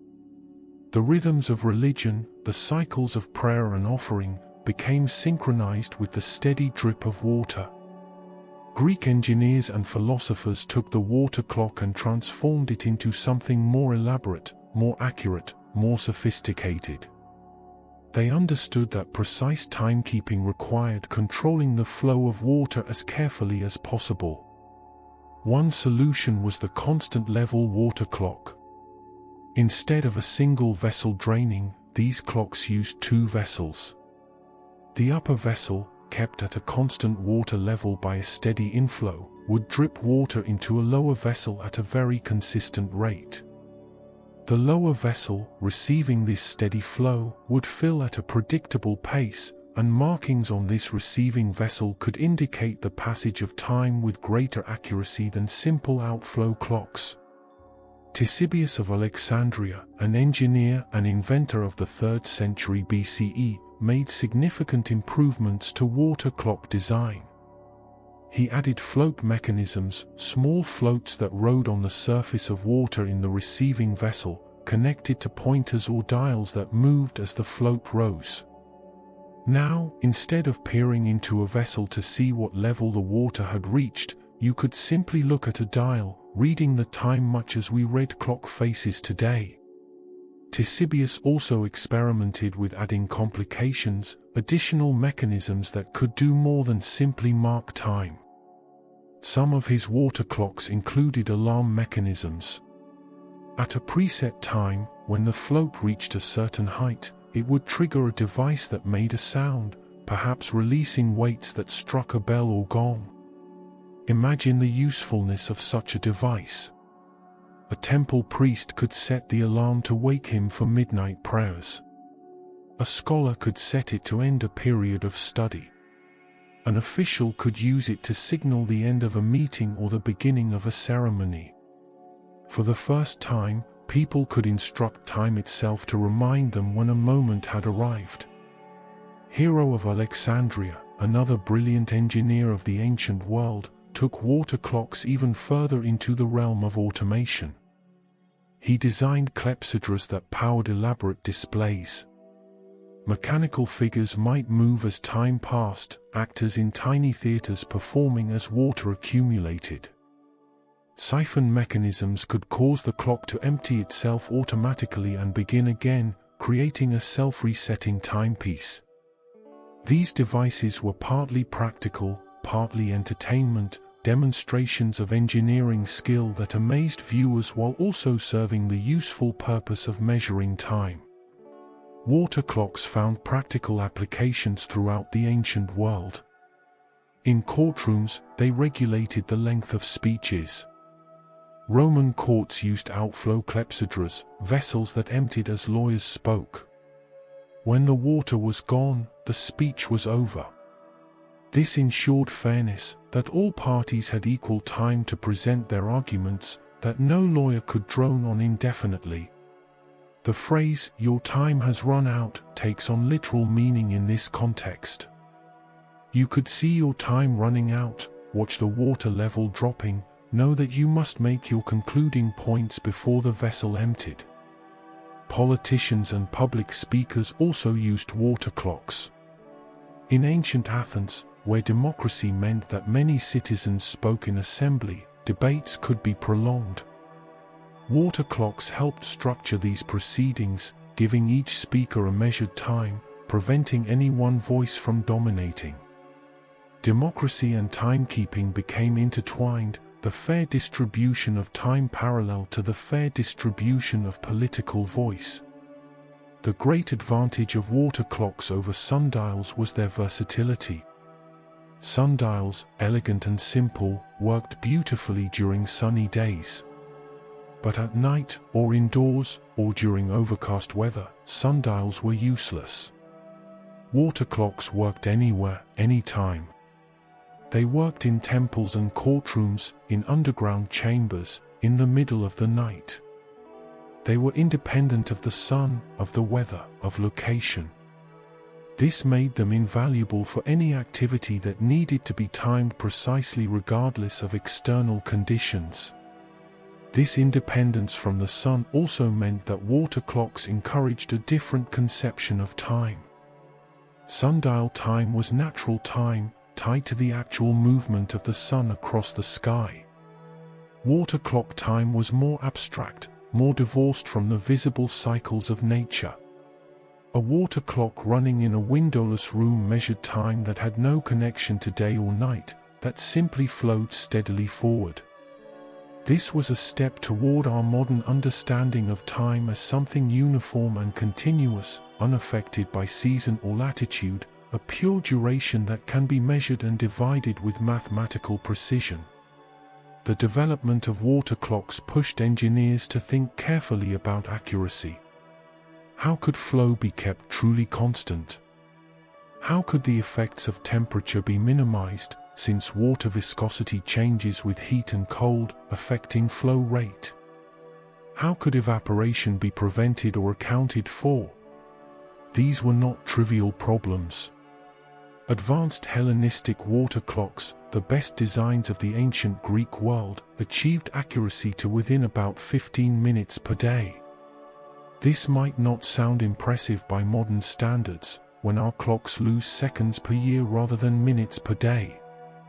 But for the ancient world, this level of precision was revolutionary. Vitruvius, the Roman architect and engineer whose writings have preserved so much knowledge of ancient technology, described water clocks in detail. He explained the use of conical vessels to compensate for flow variation. He discussed different designs for different purposes, from simple household clocks to elaborate public timekeepers. His descriptions show that by Roman times, water clock technology was mature, well understood, with established principles and best practices that craftsmen could follow. In China, water clock development followed its own path, producing ingenious designs. By the Han Dynasty, Chinese engineers had created water clocks that powered striking jacks, mechanical figures that struck bells or drums to announce the hours. These clocks were not just passive timekeepers that needed to be read, but active announcers of time, devices that called out the hours to anyone within earshot. The integration of timekeeping and automation, of measurement and notification, was highly sophisticated. Islamic civilization, inheriting both Greco-Roman and Persian knowledge, took water clock design to new heights during the medieval period. Engineers like Al-Jazari, working in the 12th century CE, created water clocks of stunning complexity. Al-Jazari's famous elephant clock featured a water-powered mechanism housed in an elaborate structure shaped like an elephant with a howdah on its back. The clock told time through the movement of mechanical figures, combining artistry and engineering in ways that continue to impress today. More importantly for the history of technology, Al-Jazari and other Islamic engineers developed gear trains, systems of interlocking gears driven by the flow of water, that would directly influence the development of mechanical clocks in Europe. The principles of the water clock, particularly the use of regular mechanical motion to mark time, carried forward into the development of mechanical clocks in medieval Europe. Early mechanical clocks used falling weights or wound springs to provide power, and escapement mechanisms to regulate the release of that power at regular intervals, producing the tick-tock of clock time. But the conceptual framework, the idea that time could be measured by a mechanism operating at a controlled, steady rate, came from water clocks. Renaissance clockmakers studied ancient clepsydras, learning from designs that were thousands of years old, finding ideas that could be adapted to the new mechanical technology. Water clocks also played crucial roles in religious observance beyond simple timekeeping. In temples and monasteries across many cultures, the daily cycle of prayers and rituals needed to be maintained with precision. Priests and monks rose at specific hours, even in the darkest night, to fulfill their duties. Water clocks made this possible, allowing religious communities to structure their days and nights according to sacred schedules rather than simply following the sun. The canonical hours of Christian monasteries, the prayer times of Islam, the ritual observances of ancient Egyptian and Mesopotamian temples, all depended to some degree on timekeeping devices that could function in darkness and measure time independently of the sun's position. There is something poetic about measuring time with water. Water, which flows and cannot be grasped, which finds its own level, which is essential to life itself. Water, which ancient peoples often saw as sacred, as connected to creation and dissolution, to birth and death. To use water to measure time is to acknowledge time's fluid nature, its constant forward motion that cannot be stopped or reversed, only channeled and measured. The water thief steals moments one drop at a time, and those moments, once stolen, can never be recovered. Yet there is also something deeply practical about the water clock. It solved a real problem that people faced.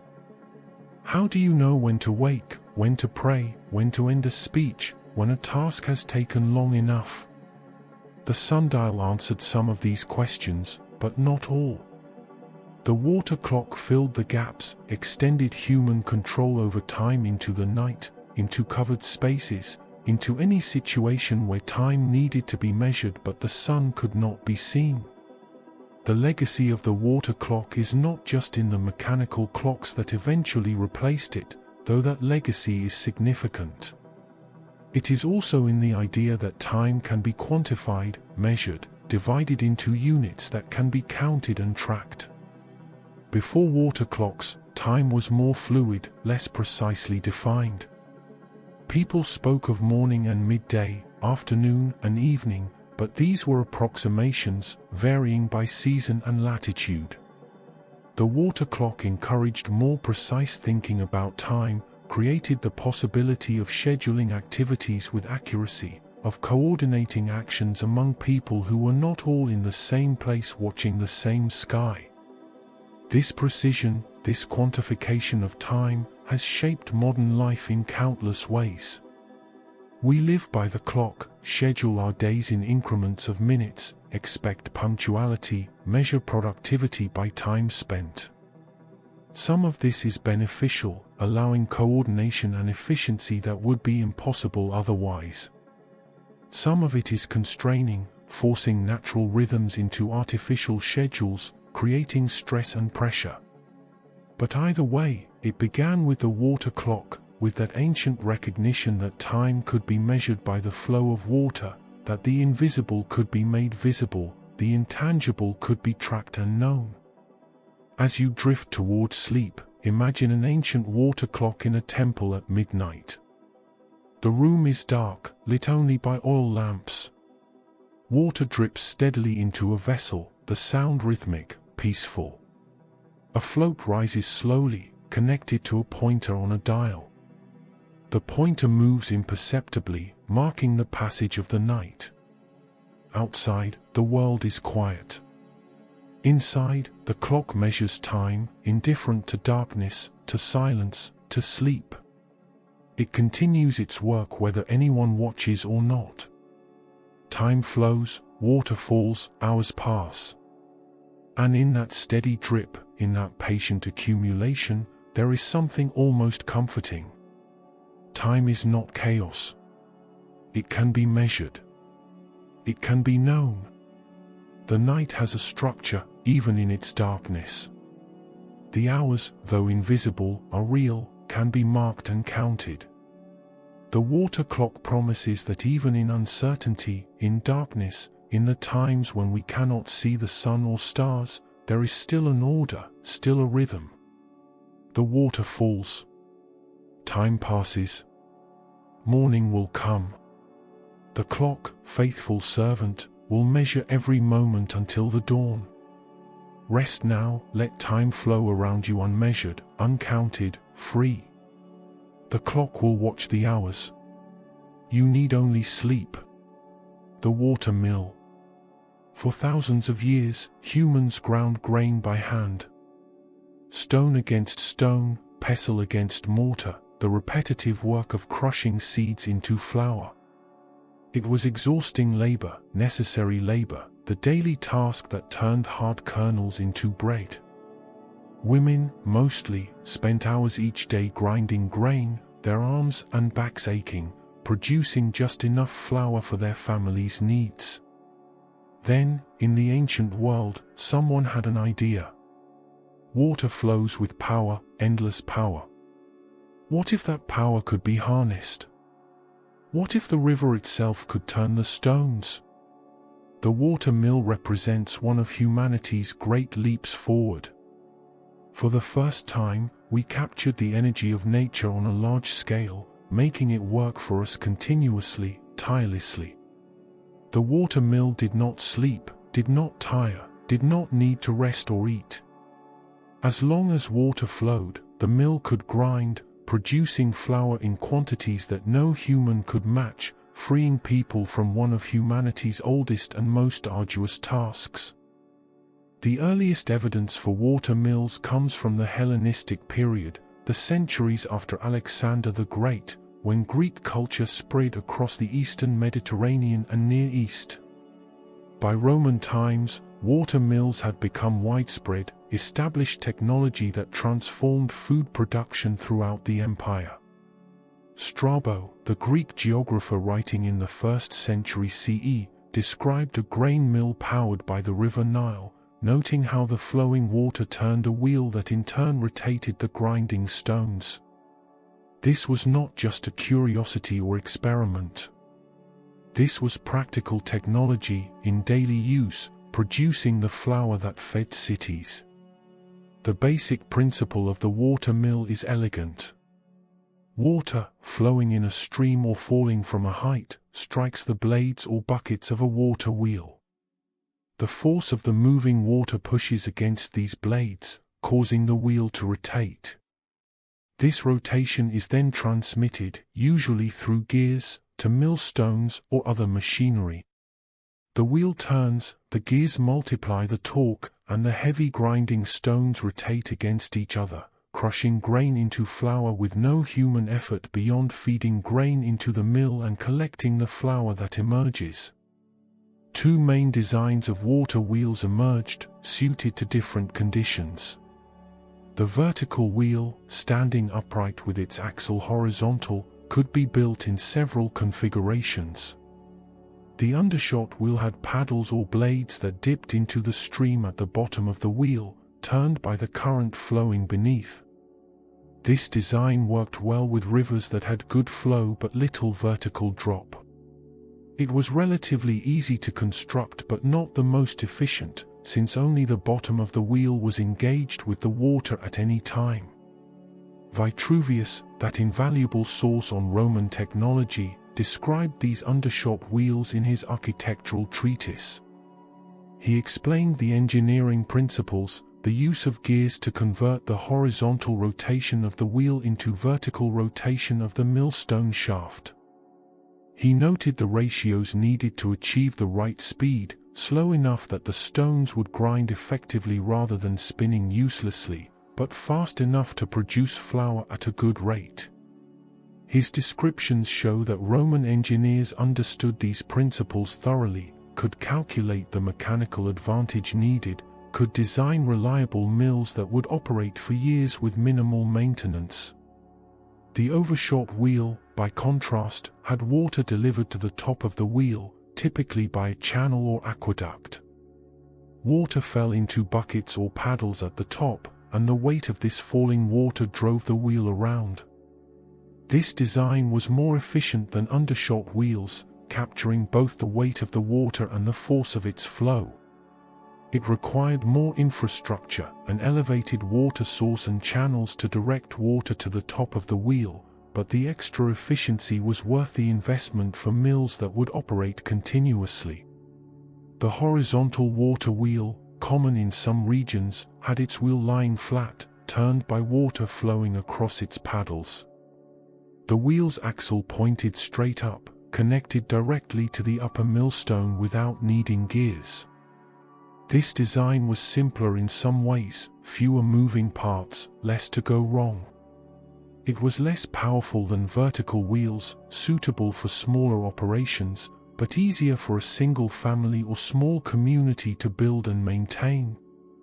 The Romans built water mills across their empire, wherever rivers and streams provided suitable power. Some mills were simple affairs, a single wheel grinding grain for a local village. Others were ambitious industrial complexes. At Barbegal, in southern France, a Roman aqueduct powered a complex of 16 overshot water wheels arranged in series down a hillside.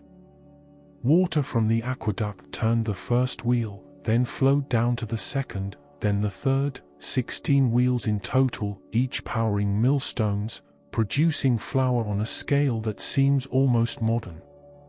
This complex may have supplied grain for the entire city of Arles, tens of thousands of people, demonstrating that ancient civilizations could achieve industrial-scale production when they applied engineering knowledge to practical problems. The water mill freed human labor for other tasks.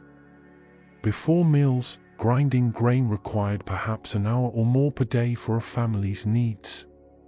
Multiply that by thousands of families in a city, and you have an enormous amount of human effort devoted to a single repetitive task. The mill took on this work, and the time saved could be used for other things. Craft work, trade, learning, leisure. The water mill was not just a labor-saving device. It was an enabler of more complex civilization, allowing specialization and productivity gains that would have been impossible when everyone spent hours each day grinding grain by hand. And mills were not limited to grinding grain. Once the basic technology existed, once people understood how to harness water power and transmit it through gears and shafts, the applications multiplied. Mills were adapted for sawing wood, the up and down motion of a saw blade powered by the rotation of a water wheel through clever mechanical linkages. Mills powered fulling hammers that pounded woolen cloth, compacting and cleaning it, an essential step in textile production. Mills drove bellows for bloomeries and forges, providing the forced air needed for metalworking at higher temperatures. Fulling mills, in particular, transformed the textile industry. Fulling, the process of cleaning and thickening woven wool cloth, traditionally required workers to trample the cloth in troughs of water and fuller's earth, stamping for hours to achieve the desired result. It was exhausting, unpleasant work. The fulling mill automated this process, using water-powered hammers to pound the cloth mechanically. The result was faster production, more consistent quality, and liberation of workers from one of the textile trade's most grueling tasks. The water mill's versatility showed the power of a general-purpose prime mover, a source of rotational energy that could be adapted to many tasks. This was a fundamentally new thing in human civilization. Before water mills, power came from muscles, human or animal. You could have workers or oxen, but either way, power was limited by the number of living beings you could employ, by their need for rest and food, by their physical limitations. The water mill transcended these limits. A strong river could power multiple wheels, each doing the work of many workers or animals, operating day and night without pause, limited only by the flow of water and the durability of the machinery. The Byzantine Empire, heir to Roman engineering knowledge, made innovative use of water mills. Ship mills, floating mills mounted on boats or rafts, could be anchored in rivers, using the current to turn their wheels. These mobile mills could be moved to different locations as needed, could follow armies on campaign, providing fresh flour for troops without the need for permanent installations. The flexibility of ship mills made them valuable in a civilization often at war, often mobile, needing to supply armies and cities in changing circumstances. Tide mills exploited a different water source. In coastal areas with strong tides, mills could be built with ponds that filled at high tide. As the tide receded, water from the pond would be released through a channel, turning a water wheel. Tide mills had to work with the rhythm of the tides, operating at specific times rather than continuously, but in regions where rivers were scarce or undependable, tides offered a reliable alternative source of water power. In medieval northern Europe, horizontal mills, sometimes called Norse mills, became common. These simpler designs, with their horizontal wheels and direct drive to the millstone, were well suited to small streams in hilly terrain. A farming community could build a horizontal mill with local materials and limited technical knowledge, gaining the benefits of mechanized grain grinding without needing Roman engineering expertise. The spread of these simple mills democratized water power, making it accessible to ordinary people, not just to wealthy estates or city authorities. The spread of water mills contributed to what historians sometimes call proto-industrial activity in late antiquity and the Middle Ages. Production increased, efficiency improved, and certain regions began to specialize in particular goods, trading their surplus for other necessities. The water-powered fulling mills of Flanders produced woolen cloth for export across Europe. Water-powered sawmills in forested regions produced lumber. Water-powered forge hammers in iron-producing areas turned ore into tools and weapons. These concentrations of production, enabled by water power, prefigure the Industrial Revolution of much later centuries. By the time of the Domesday Book, the Great Survey of England commissioned by William the Conqueror in 1086, there were more than 6,000 water mills recorded in England alone. For a population of perhaps 2 million people, this means one mill for every few hundred people, an extraordinary level of mechanization for a medieval society. These mills were valuable property, sources of income for their owners, who charged fees for grinding grain. They were also essential infrastructure, upon which communities depended for their daily bread. The efficiency of medieval water mills was impressive. A single mill could produce as much flour as dozens of people grinding by hand. Some estimates suggest that a good water mill, with strong flow and well-designed machinery, could match the output of 30 or 40 human grinders working full-time. This productivity gain was revolutionary, one of the most significant improvements in human labor efficiency before the Industrial Age. But achieving this efficiency required careful engineering. The mill builder had to study the stream, determine the best location, design channels and ways to control water flow. Too much water, flowing too fast, could damage the wheel or create flooding. Too little water meant insufficient power. The water needed to be directed precisely, striking the wheel at the right angle, with the right force. Inside the mill, gear ratios had to be calculated to convert the wheel's rotation into the appropriate speed for the millstones. The stones themselves needed to be shaped precisely, dressed regularly to maintain their grinding surfaces, positioned to leave just the right gap between them. A mill was a complex system requiring skills in carpentry, metalworking, stonework, and hydraulics. The miller, the person who operated and maintained the mill, was a skilled craftsman, knowledgeable about machinery in ways that most people were not. Millers occupied an important position in medieval society, essential yet sometimes mistrusted, their technical knowledge giving them power but also making them subjects of suspicion and folklore. The basic concept of the water mill, converting the flow of water into mechanical energy, underlies all later hydropower technology. The massive hydroelectric plants of the modern world, generating electricity for millions of people, are direct descendants of the ancient water mill. The principle is the same: water flows, often from a reservoir through penstocks to turbines, the turbines spin, and that rotational energy is converted, now into electricity rather than into the rotation of millstones, but the fundamental idea unchanged across 2,000 years. Consider what the water mill meant for the people who first experienced it. Imagine a woman who had spent hours each day, every day of her adult life, grinding grain.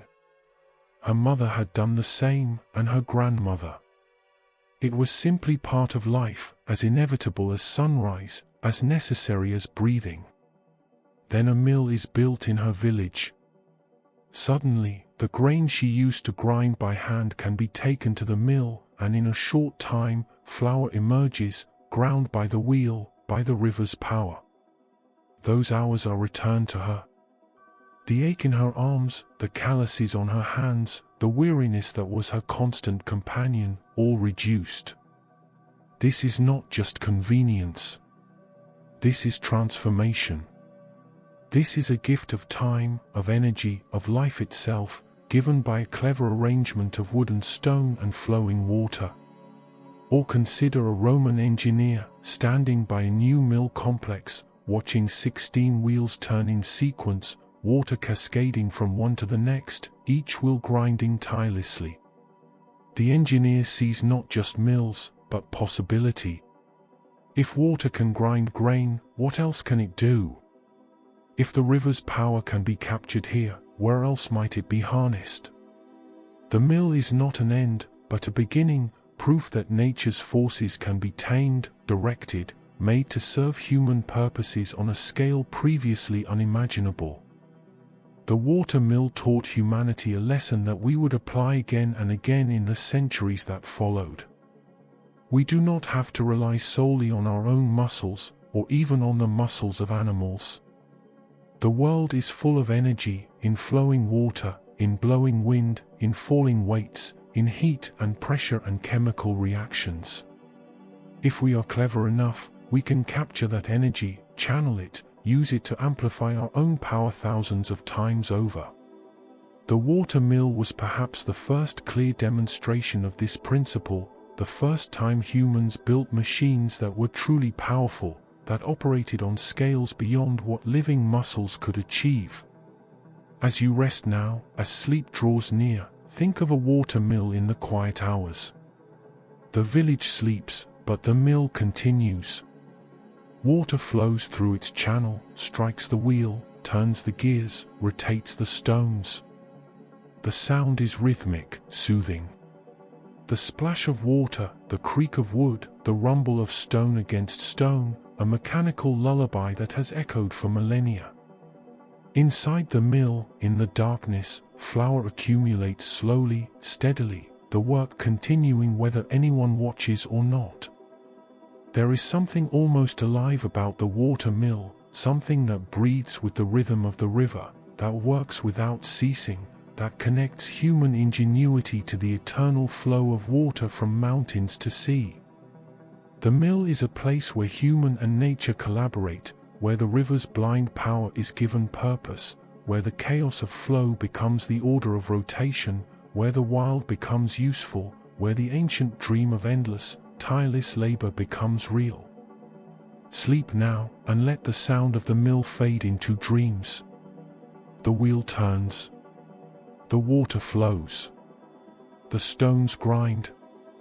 And in the morning there will be flour, and from flour, bread, the staff of life, produced not by endless human toil but by the patient power of the river, harnessed by human cleverness, turning, always turning, as long as water flows downhill toward the sea. The chariot. Speed made visible. Power made mobile. A platform of wood and leather, balanced on two wheels, drawn by horses running at full gallop. The thunder of hooves, the rattle of wheels, the warrior standing tall, bow in hand or spear raised, racing across the battlefield faster than any soldier on foot could dream of moving. For 1,000 years and more, the chariot dominated warfare, shaped kingdoms, defined what it meant to be a warrior elite. And then, when its military dominance faded, it became something else entirely. Spectacle. Entertainment. The chariot race, where the fastest driver, the bravest horseman, could win glory before crowds of thousands. The chariot appears in the archaeological record around 2000 BCE, emerging from the Eurasian steppe, that vast grassland stretching from Eastern Europe to Mongolia.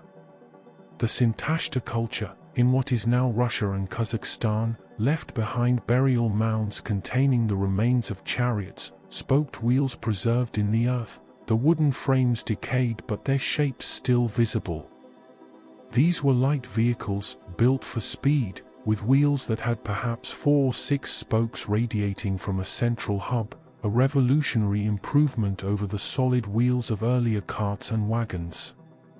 The invention of the spoked wheel was crucial. Solid wheels were heavy, suitable for cargo wagons that moved slowly, pulled by oxen. But for warfare, for speed, weight was the enemy. The spoked wheel reduced weight dramatically while maintaining strength. A rim to grip the ground, spokes to transmit force from the hub, and at the center, an axle bearing the weight of the chariot and its occupants. Light enough for horses to pull at speed, strong enough to withstand the jolting of rough terrain, the spoked wheel made the war chariot possible. And horses, those swift, powerful animals domesticated on the steppes, provided the speed that defined chariot warfare. Horses were not like oxen, patient and slow. Horses could gallop, could run faster than any other domesticated animal, could cover ground with breathtaking rapidity. But harnessing this speed required knowledge, training, specialized equipment. Horses had to be bred for temperament and strength, broken to harness as young animals, trained to run together as a team, to respond to the driver's commands, to maintain their pace even amid the chaos and terror of battle. The chariot itself was a masterpiece of lightweight construction. A wooden frame, often made from bent wood shaped while green and flexible, then allowed to harden into curved forms. A floor of leather straps or woven material, providing a platform to stand on but keeping weight minimal. An axle mounted toward the rear of the chariot, placing most of the weight on the axle rather than on the horses' backs, allowing the animals to pull rather than carry. Rails at the front and sides, just high enough to provide stability but low enough to allow the occupants to see and to use their weapons effectively.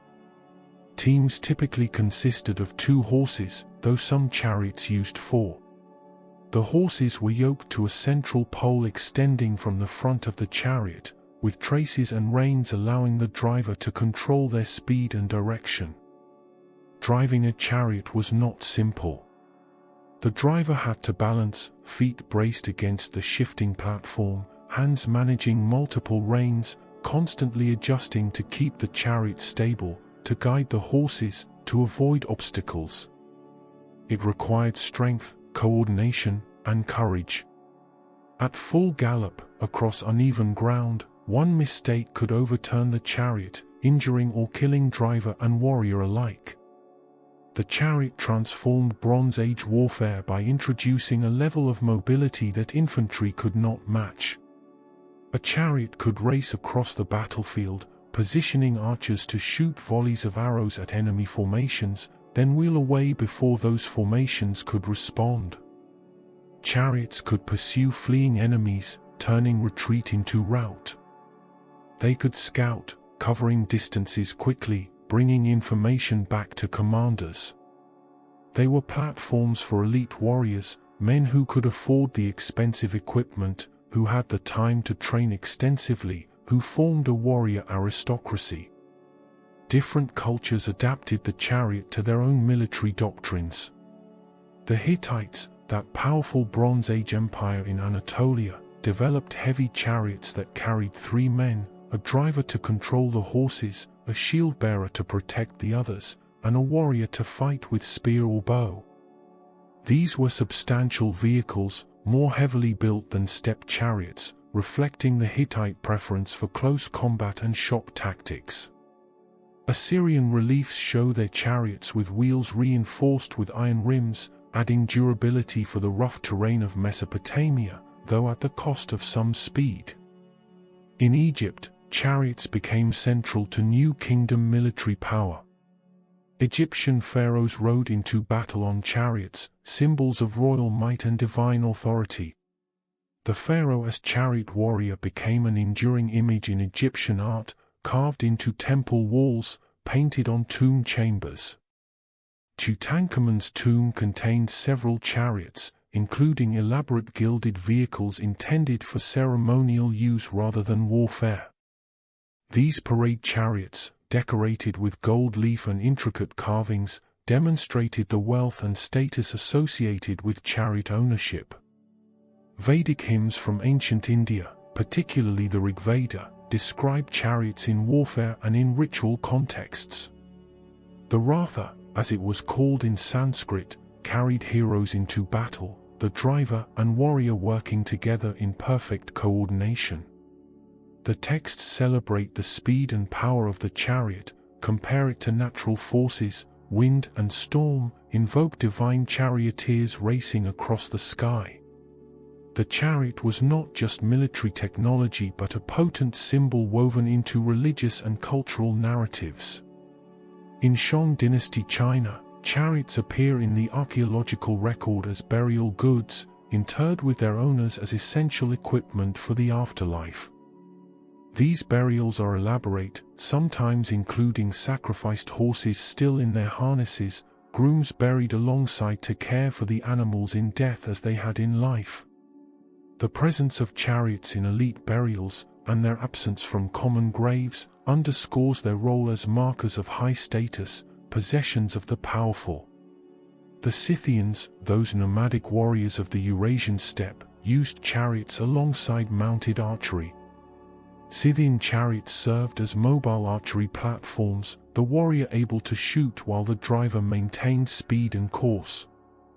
This required extraordinary skill, the ability to draw a bow, aim, and loose arrows while standing on a moving, bouncing platform, compensating for the chariot's motion to hit targets. It was an art form as much as a military technique, practiced from childhood, defining what it meant to be a Scythian warrior.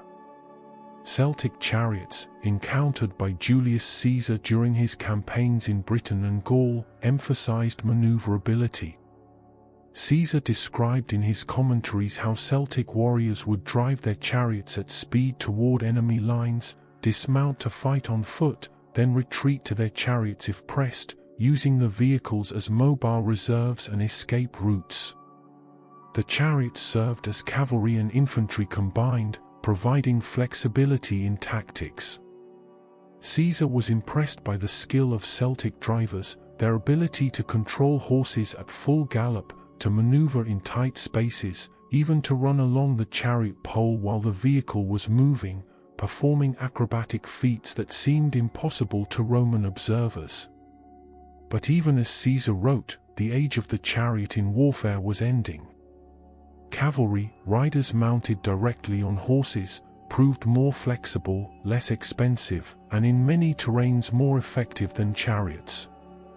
Mounted archers could do everything chariot archers could do, but with greater mobility and lower logistical costs. Heavy cavalry, Armored riders on armored horses could deliver shock impact without needing the platform of a chariot.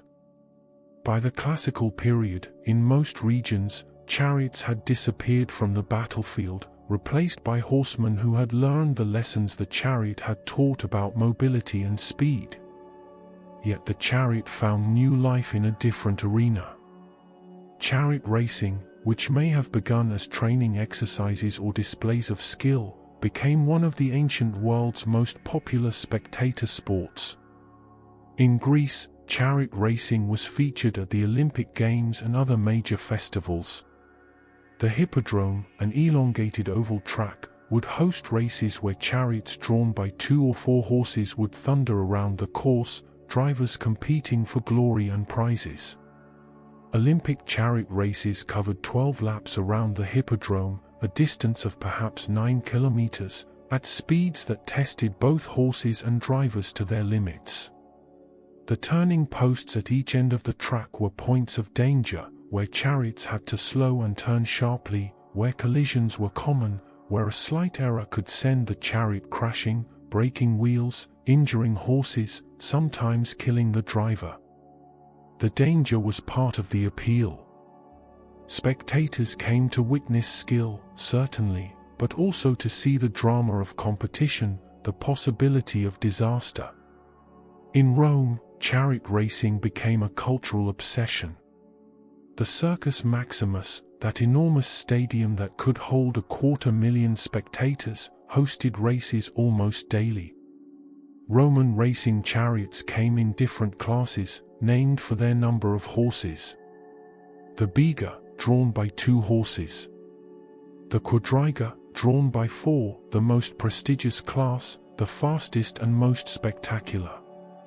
Drivers, usually slaves or freedmen, could become famous, even wealthy if they survived long enough and won often enough. Fans divided into factions, supporting teams identified by colors, blue and green, red and white, with fierce loyalty.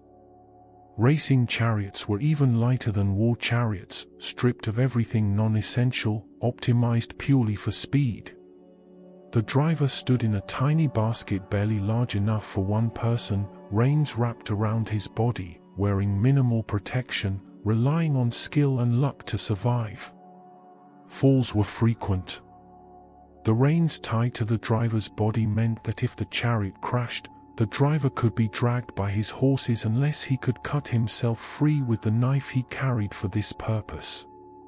Death in the circus was common enough to be almost routine, yet the drivers continued to race, driven by the possibility of fame and fortune. The cultural significance of chariot racing in Rome cannot be overstated. Emperors attended the races, used them to curry favor with the populace. The races were occasions for public gathering, for political messaging, for displays of imperial munificence when emperors sponsored games or distributed prizes. Riots sometimes erupted over racing outcomes or perceived injustices, most famously the Nika riots in Constantinople in 532 CE, which nearly overthrew the Emperor Justinian and left tens of thousands dead. Racing was not merely entertainment. It was woven into the social and political fabric of the empire. Archaeological evidence of chariots comes from various sources. Burial mounds, where elite individuals were interred with their chariots and horses, provide the most complete remains. The dry climate of Egypt has preserved actual chariot components, wood and leather that would have decayed elsewhere. Artistic representations, from Assyrian palace reliefs to Greek pottery, show chariots in use, giving us visual evidence of their construction and operation. These sources together allow us to reconstruct chariot technology in remarkable detail, to understand how they were built, how they functioned, what role they played in ancient societies. The chariot represents a convergence of technologies. Metalworking for tools and fittings. Woodworking for the frame and wheels. Leatherworking for harnesses and flooring. Animal husbandry and training for the horses. textile weaving for reins and traces. Each of these crafts had to reach a certain level of sophistication before chariots were possible. The chariot was not a simple invention but a complex system, requiring specialists in multiple domains working together. And beyond the technical aspects, the chariot required social structures to support it. Training horses and drivers took time and resources. Only wealthy individuals or well-funded institutions could afford to maintain chariot forces. This created and reinforced social hierarchies, with chariot warriors forming an aristocratic class separate from common infantry. The chariot was a marker of status, both in warfare and in civilian life. To own a chariot was to announce your position in society, to claim membership in the elite. Think of a young nobleman in ancient Egypt, learning to drive a chariot. He stands in the practice yard, hands gripping the reins of two horses, feeling their power, their eagerness to run. An instructor calls directions, teaches him to brace his legs, to lean into turns, to manage the reins with precision. The horses leap forward, and suddenly he is racing across the sand, the world blurring, the wind in his face, the chariot bouncing beneath him. He feels invincible, godlike, moving at speeds no human on foot could achieve. This is power. This is freedom. This is what it means to be a warrior, to be elite, to be chosen. Or imagine the crowd in the Circus Maximus on a race day. 100,000 people or more, packed into the stadium, the air thick with excitement and dust. The chariots line up at the starting gates. The signal drops, the gates open, and they're off, 12 chariots racing for position, horses straining, drivers shouting, wheels clattering. The crowd roars. Around the first turn, and one chariot goes wide, another cuts inside, they jostle, someone's wheel catches, and there's a crash, horses screaming, the crowd gasping. But the leaders continue, whipping their horses, the quadrigi thundering down the straight, and the noise is deafening, a primal celebration of speed and danger and skill. The chariot, in all its forms, speaks to something deep in human nature. The desire for speed, for the thrill of controlled danger, for mastery over powerful animals and machines. The chariot made speed tangible, made it possible to experience velocity that was otherwise beyond human reach. And in that speed, in that moment of racing across the earth or around the track, there was a kind of transcendence, a brief escape from the ordinary limitations of human existence. As you drift now toward sleep, picture a chariot at rest. The horses unhitched, grazing quietly. The chariot itself, light and elegant, standing on its two wheels, empty. The decorations, if it's a ceremonial chariot, gleaming in the fading light.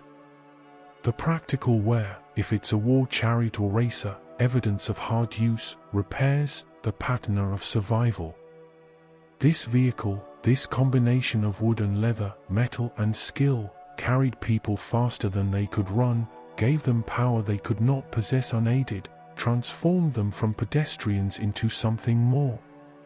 The wheels that revolutionized pottery and transport found perhaps their most dramatic expression in the chariot. Speed became glory. Mobility became power. And for a shining moment in history, to stand in a chariot, to feel the horse's power transmitted through the reins, to race across the battlefield or the track, was to touch something eternal, something that speaks to us still across the millennia. The thunder fades now. The race is over. The warrior has returned. The horses rest. And in the quiet that follows speed, there is peace. Sleep now, and dream, perhaps, of racing, of wind and wheels, of the glorious, fleeting moment when humans and horses moved as one, faster than thought, swift as gods. The Archimedes screw. A spiral wrapped inside a cylinder, a simple shape that seems almost natural, like a seashell or a vine climbing a post. Yet this elegant device, attributed to the great mathematician and inventor Archimedes of Syracuse in the 3rd century BCE, solved one of humanity's oldest problems. How do you move water upward, against its natural tendency to flow downward? How do you lift water from a river to irrigate fields that lie above the water level? How do you drain mines that flood with groundwater, or remove bilge water from the holds of ships? The answer, it turned out, was a spiral. A helix. A screw. The brilliance of the Archimedes screw lies in its simplicity. Take a cylinder, open at both ends. Inside this cylinder, create a helical surface, a spiral ramp that winds around a central shaft from bottom to top. Now tilt this cylinder at an angle, with the lower end submerged in water. When you rotate the screw, the helical surface catches water and carries it upward, trapped in the pockets between successive turns of the spiral. As the screw continues to rotate, the water climbs higher and higher, eventually emerging from the upper end, lifted against gravity by nothing more than the steady turning of the helix. Although we associate this device with Archimedes, who lived in the 3rd century BCE and was one of antiquity's greatest mathematical minds, the screw may have been used even earlier. Some evidence suggests that versions of the screw pump were employed in Egypt for irrigation, possibly before Archimedes' time. Whether Archimedes invented the device or merely described and improved upon an existing technology, his name became attached to it, and the Archimedes screw has carried that name for more than 2,000 years. In Egypt, where agriculture depended entirely on the Nile, irrigation was not merely important but existential. The annual flood of the Nile deposited rich silt across the floodplain, creating naturally fertile soil. But the flood came at specific times of year, and water needed to be managed, stored, and distributed to fields as needed. Fields that lay above the normal water level required irrigation, water lifted from the river or from canals. The shaduf, a lever and bucket system, could lift water in small amounts. The sarkia, an animal-powered water wheel with buckets, could lift larger quantities. But the Archimedes screw offered another option, one that was continuous, efficient, and mechanically straightforward. The screw could be powered by human effort, one or more workers turning a crank or pushing handles attached to the central shaft. For larger installations, animal power could be used, a donkey or ox walking in circles, connected by gears or direct drive to the screw shaft. The device required no complex valve mechanisms, no precisely fitted parts. Water simply rode the helical surface upward as long as the screw turned. If the screw stopped, the water simply drained back down. There was nothing to break, nothing to maintain beyond keeping the bearings lubricated and the seals reasonably watertight. This simplicity made the Archimedes screw remarkably robust. It could operate for hours each day, day after day, season after season, with minimal maintenance. The materials were straightforward, wood for the cylinder and helix in early versions, sometimes bronze or iron for components that needed greater strength. Later versions might use lead or other metals for the helical surface, improving durability and efficiency. But even the simplest wooden screws could function effectively for years, a testament to the elegance of the design.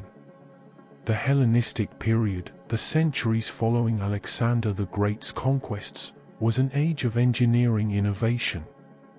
Greek engineers, working in Alexandria and other centers of learning, studied hydraulics, mechanics, pneumatics.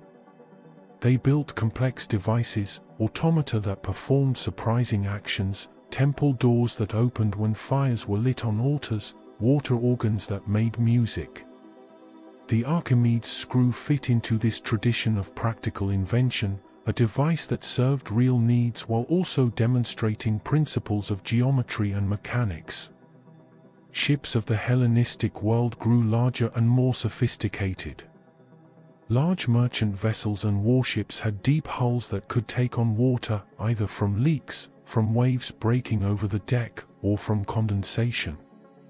This bilge water needed to be removed, or the ship would become dangerously heavy, unstable, eventually unmanageable. Bucket brigades, sailors passing containers of water up and over the side, were exhausting and inefficient. The Archimedes screw, installed in the hold, could continuously remove bilge water with much less effort, a few sailors taking turns rotating the screw to keep the bilges dry. Roman engineers, ever practical, adapted technologies from across their empire. They recognized the value of the Archimedes screw for mining operations.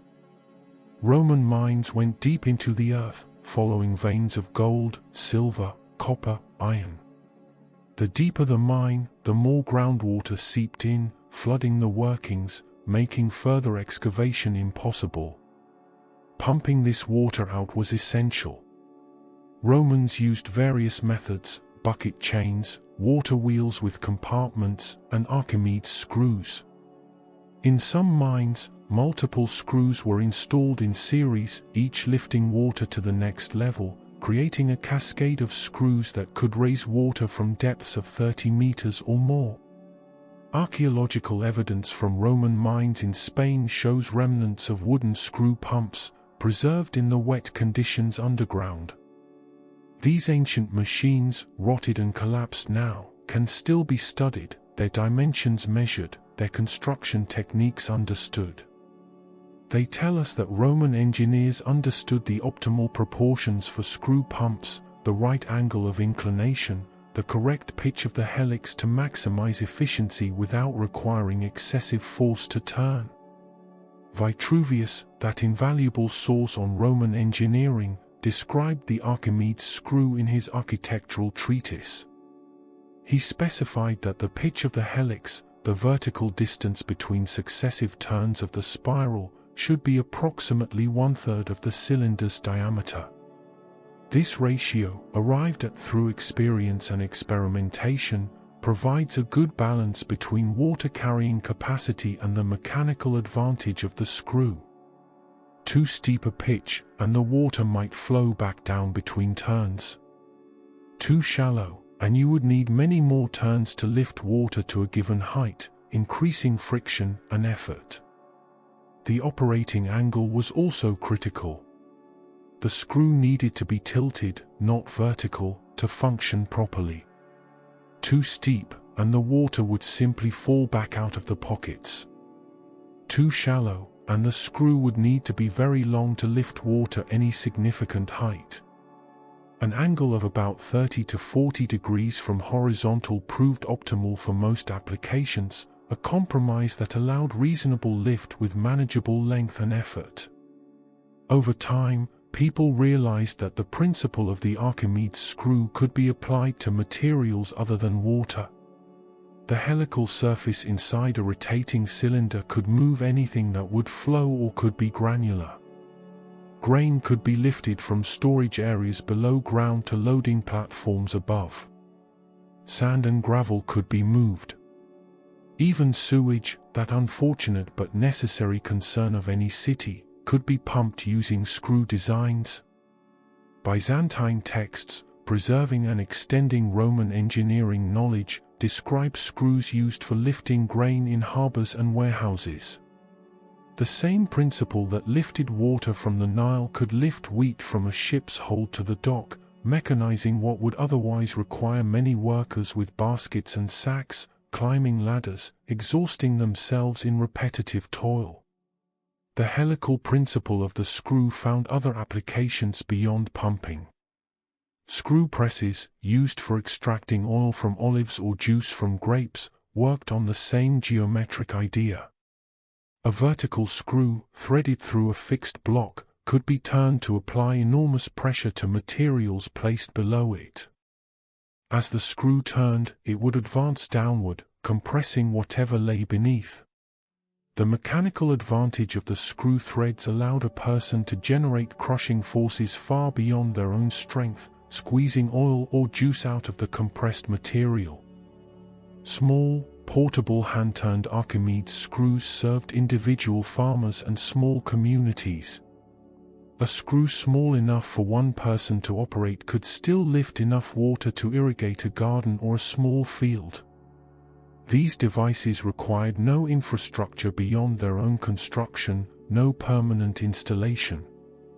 They could be moved as needed, stored when not in use, repaired by anyone with basic carpentry skills. The longevity of the Archimedes screw as a practical tool is remarkable. For more than 2,000 years, with minimal modification to the basic design, screws have continued to lift water and other materials. This is not a technology that was superseded quickly by something better. This is a technology that proved so fundamentally sound, so well suited to its purpose, that it has persisted across millennia. Renaissance engineers and artists, rediscovering classical texts and seeking to understand ancient technologies, studied the Archimedes screw. Leonardo da Vinci, whose notebooks are filled with mechanical sketches and engineering ideas, drew variations on the screw pump. He explored different geometries, different applications, the same curiosity that drove ancient engineers, leading him to investigate and reimagine this ancient device. His drawings show that even in the age of gunpowder and printing presses, the Archimedes screw remained relevant, worthy of study and improvement. Modern testing of Archimedes screws, built to ancient specifications, shows that their efficiency for low-head applications, lifting water short distances, can reach 60 to 80%. This means that 60 to 80% of the energy put into turning the screw translates into useful work lifting water, with only 20 to 40% lost to friction and other inefficiencies. For a machine designed more than 2,000 years ago, built with ancient materials and tools, this is impressive performance, competitive with much later technologies. Today, Archimedes screws are still used in modern applications. Wastewater treatment plants employ large inverted screws to handle solid materials, lifting sludge and screenings from one processing level to another. The screw's ability to handle viscous, semi-solid materials without clogging makes it ideal for this unpleasant but necessary work. The ancient principle, adapted with modern materials like stainless steel and powered by electric motors, continues to solve problems. Even more remarkably, the Archimedes screw has found new application in renewable energy. Small-scale hydropower installations use screw turbines. Essentially, Archimedes screws run in reverse. Water flowing downward through the screw causes it to rotate, and this rotation drives a generator. These screw turbines are especially suitable for low-head sites where conventional turbines would be impractical. They are also fish-friendly, allowing aquatic life to pass through relatively unharmed, unlike traditional turbines that can be deadly to fish. An ancient water-lifting device has become a modern power generator, demonstrating the timelessness of good engineering. The story of the Archimedes screw is in some ways the story of all enduring technology. It solves a real problem effectively. It is simple enough to build and maintain with available materials and skills. It is robust enough to function reliably under demanding conditions. It is versatile enough to adapt to different scales and applications. And it embodies principles, geometric and mechanical principles, that are timeless, true in ancient Egypt as in modern times. Consider an Egyptian farmer, 2,000 years ago, working his fields near the Nile. The flood season has passed, the water has receded, and now he needs to irrigate his crops. He walks to his Archimedes screw, that spiral device mounted on a frame at the river's edge. He grasps the handles and begins to turn. The screw rotates, and water begins to flow up the helical channel, emerging at the top and flowing into the irrigation ditch that leads to his fields. He continues turning, settling into the rhythm, his muscles performing work but his mind free to wander. The water flows steadily, reliably. His crops will thrive. This device, so simple and so effective, makes his life possible in this arid land. Or imagine a Roman engineer in a Spanish silver mine, deep underground, surrounded by stone and darkness. Water seeps constantly from the rock, pooling in the tunnel floor, threatening to flood the working. But the screws are operating, a line of them installed at intervals up the sloping tunnel, each lifted by workers taking turns at the cranks. Water moves upward, screw by screw, level by level, until finally it emerges at the surface and flows away. The mine stays dry enough to work. The silver can be extracted.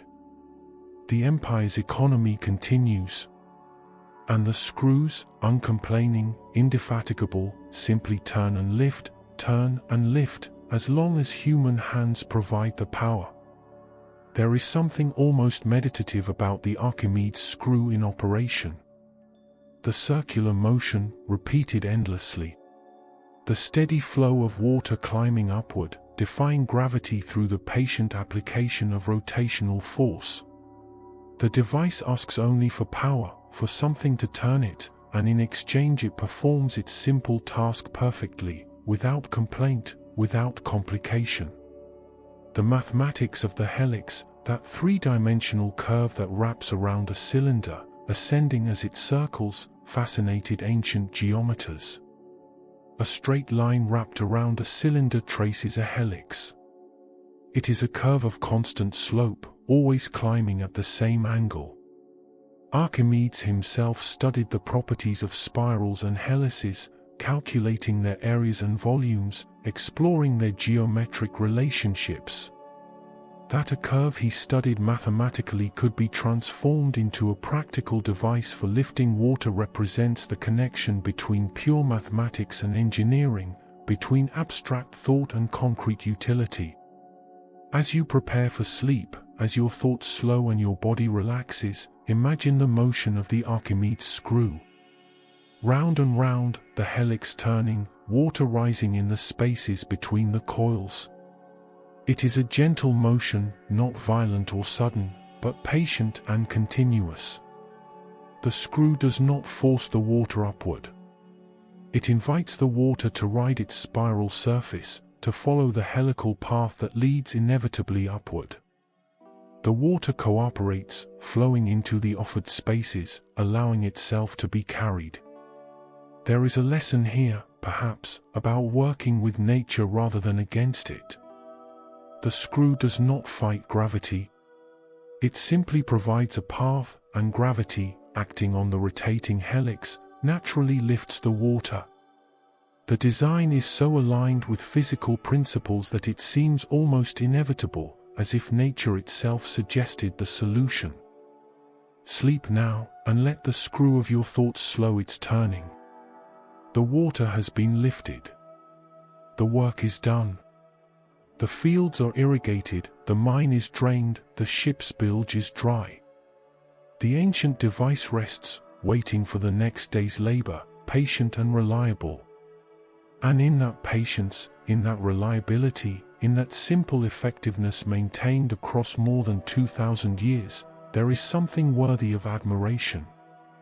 Something that speaks to the best of human ingenuity, the creation of tools that serve, that last, that solve problems so well that they need never be replaced, only replicated, only passed down from generation to generation. The screw turns no more tonight. The water is still. Rest, and in rest, find the peace that comes from knowing that some problems, once solved, stay solved. Some inventions, once perfected, need no improvement. Some ideas are timeless. The magnetic compass.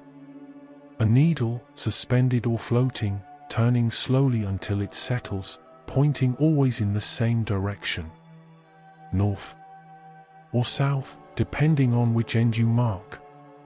This simple device, this alignment of a magnetized piece of metal with the invisible lines of Earth's magnetic field, transformed how humans navigated the world.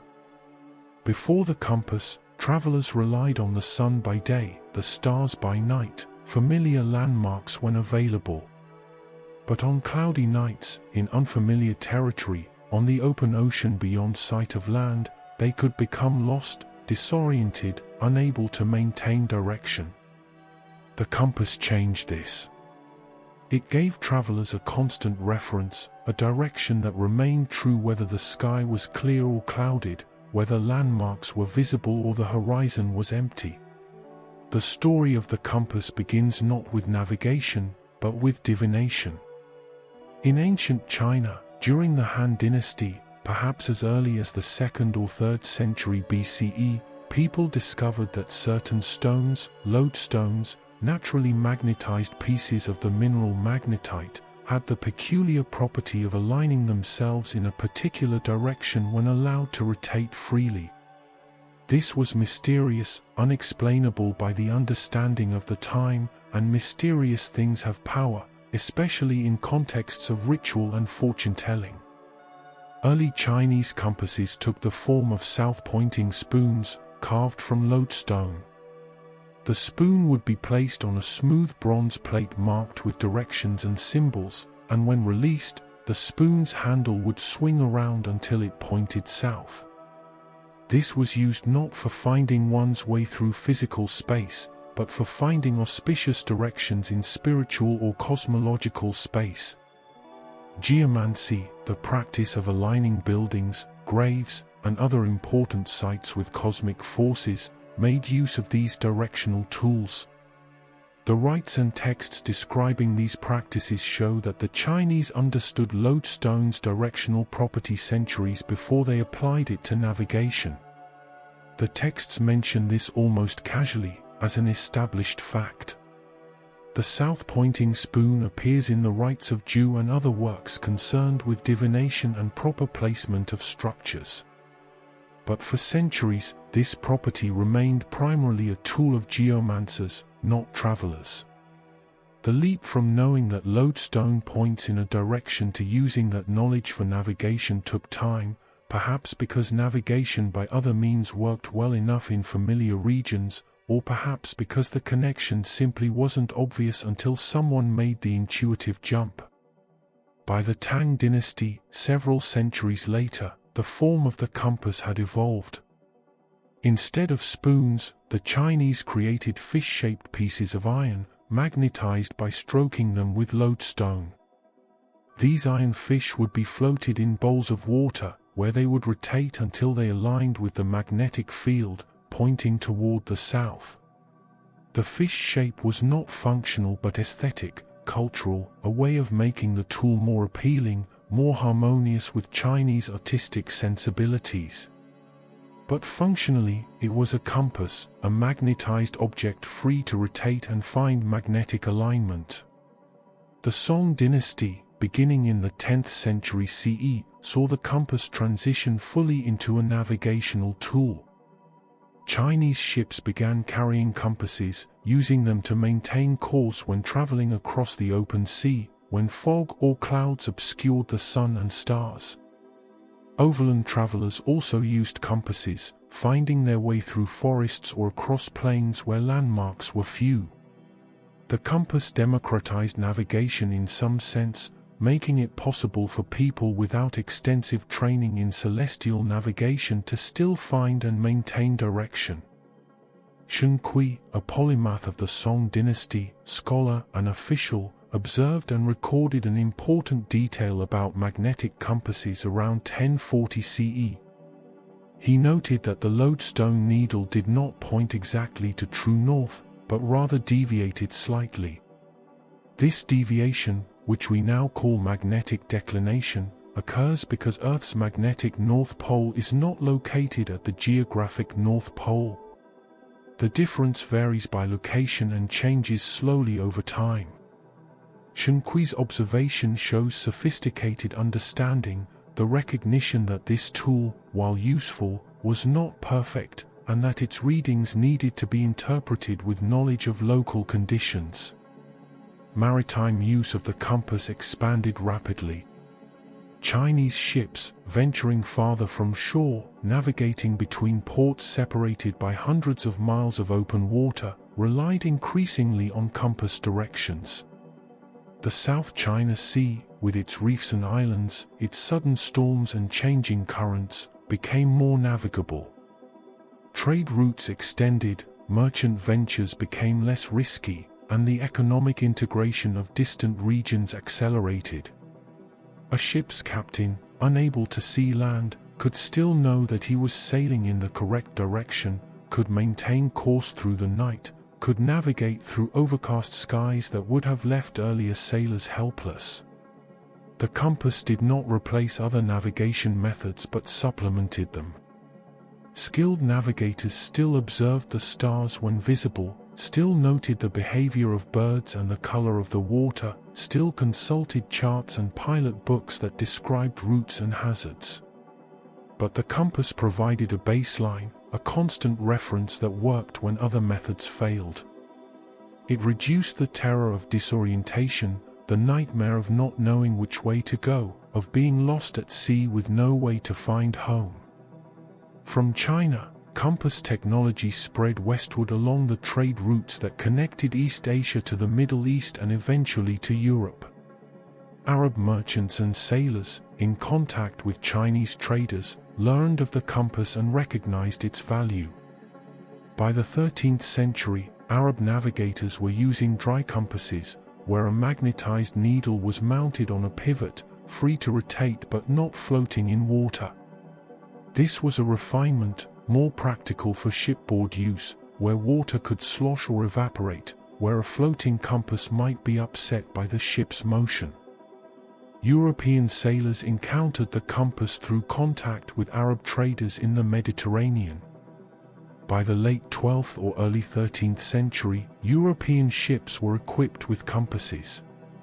The device spread quickly, its utility obvious to anyone who went to sea. The Mediterranean, that ancient highway of civilizations, became even more traveled, as ships could navigate with greater confidence even when weather obscured the sun. The Vikings, those earlier masters of North Atlantic navigation, may have used other aids to direction finding. Icelandic sagas mention sunstones, crystals that could reveal the position of the sun even through clouds by their polarizing effects on light. Whether these were actually used, and how effective they were, remains debated. But the Vikings' navigation, impressive as it was limited to regions where experienced pilots knew the routes. The compass, by contrast, could be used anywhere, required no prior knowledge of the region, worked for any traveler who possessed the device and understood its basic use. Chinese Admiral Jinghe, in the early 15th century, led massive treasure fleet expeditions across the Indian Ocean, reaching Africa and the Middle East. His ships, enormous junks that dwarfed European vessels of the same era, carried multiple compasses for redundancy. The navigators would check several compasses against each other, ensuring accuracy, detecting any compass that might have lost its magnetization or been affected by nearby iron. This systematic approach, using multiple instruments and cross-checking, demonstrates how essential the compass had become to large-scale maritime operations. European cartographers developed compass roses, decorative designs on charts that showed the cardinal and intercardinal directions, typically dividing the circle into 32 points or winds. These elaborate designs, often beautifully illustrated, served the practical purpose of allowing navigators to quickly determine courses and bearings. The Portolan charts of the Mediterranean, medieval navigational aids covered with rum lines radiating from compass roses, show how central the compass had become to navigation by the 13th and 14th centuries. But the compass introduced its own challenges. The problem of magnetic declination, which Shenqi had noted centuries earlier, vexed European navigators. In some locations, the compass needle might point several degrees east or west of true north. Not knowing the local declination, or assuming it was the same everywhere, could lead ships astray over long voyages. Navigators learned through experience, noting declination at different latitudes, passing this knowledge down through pilot books and sea charts. The refinement of navigation became an ongoing process of learning the compass's quirks and limitations. The compass's impact on exploration and trade cannot be overstated. The great age of European exploration, the voyages that crossed the Atlantic, that circumnavigated Africa, that eventually circumnavigated the globe, would have been impossible without the compass. Columbus sailing west into the unknown Atlantic, Vasco da Gama rounding the Cape of Good Hope, Magellan crossing the Pacific, all relied fundamentally on the compass to maintain direction across vast expanses of empty ocean. The compass made the world knowable, made it crossable, made it connected in ways it had never been before. And yet the compass itself is so simple. A magnetized needle. A pivot or float allowing it to turn freely. That's all. The complexity lies not in the device but in Earth itself, in the magnetic field generated by the motion of molten iron in the planet's core, a field that extends into space, that permeates everything, invisible and unfelt by human senses but perfectly sensible to a piece of magnetized metal. The compass reveals what we cannot otherwise perceive. It makes the invisible visible, the intangible tangible. The principle remains unchanged in modern compasses. We've refined the design, sealed the compass in liquid to dampen oscillations, improved the materials, added luminous markings for use in darkness. Electronic compasses in smartphones and navigation systems use sensors that detect the magnetic field digitally rather than mechanically, but they're still measuring the same thing, the alignment with Earth's magnetic field that a Chinese lodestone spoon measured 2,000 years ago. Liquid-filled compasses, developed in the 19th century, represented a significant improvement.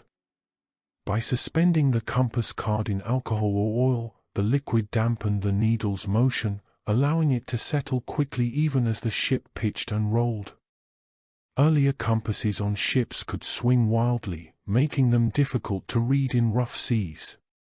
The liquid compass was steady, readable, reliable, and it became the standard for maritime use, remaining so until electronic navigation systems began to appear in the late 20th century.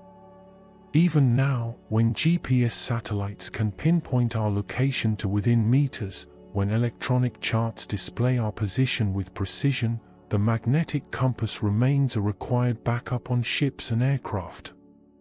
Satellites can fail, electronics can malfunction, power can be lost.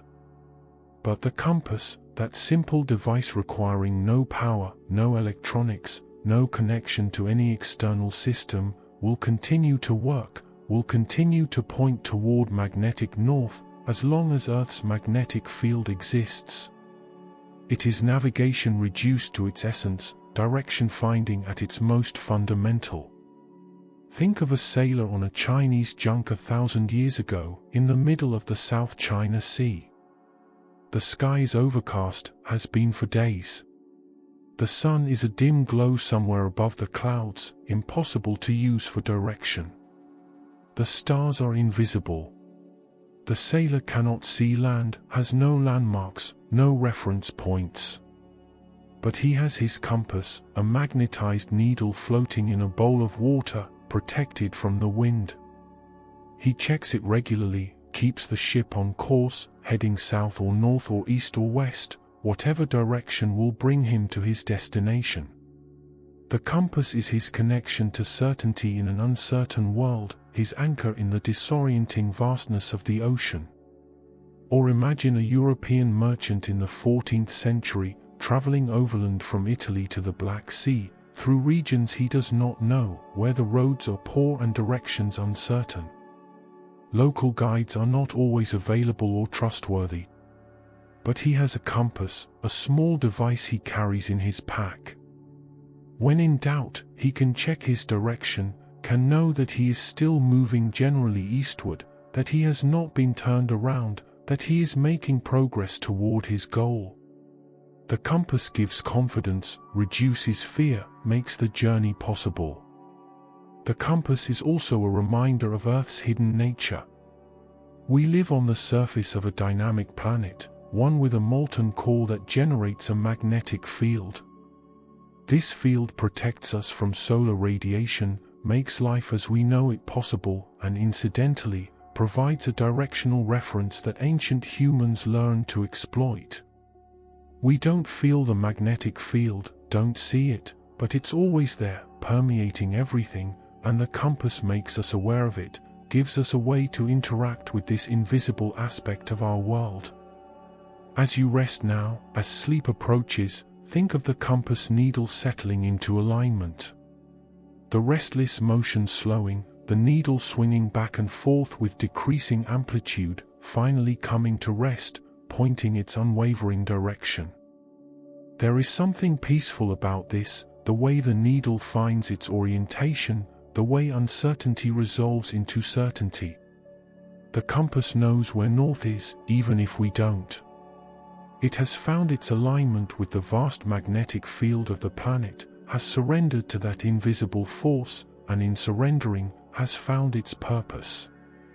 Let your own thoughts settle like the compass needle. The day's concerns, the worries and plans and questions, swinging back and forth, gradually slowing, eventually coming to rest in the quiet peace of approaching sleep. You don't need to know every answer, don't need to understand every force that acts upon you. Sometimes it's enough to find your alignment, to settle into the natural orientation that brings peace, to trust that there is a direction even when you cannot see the path clearly.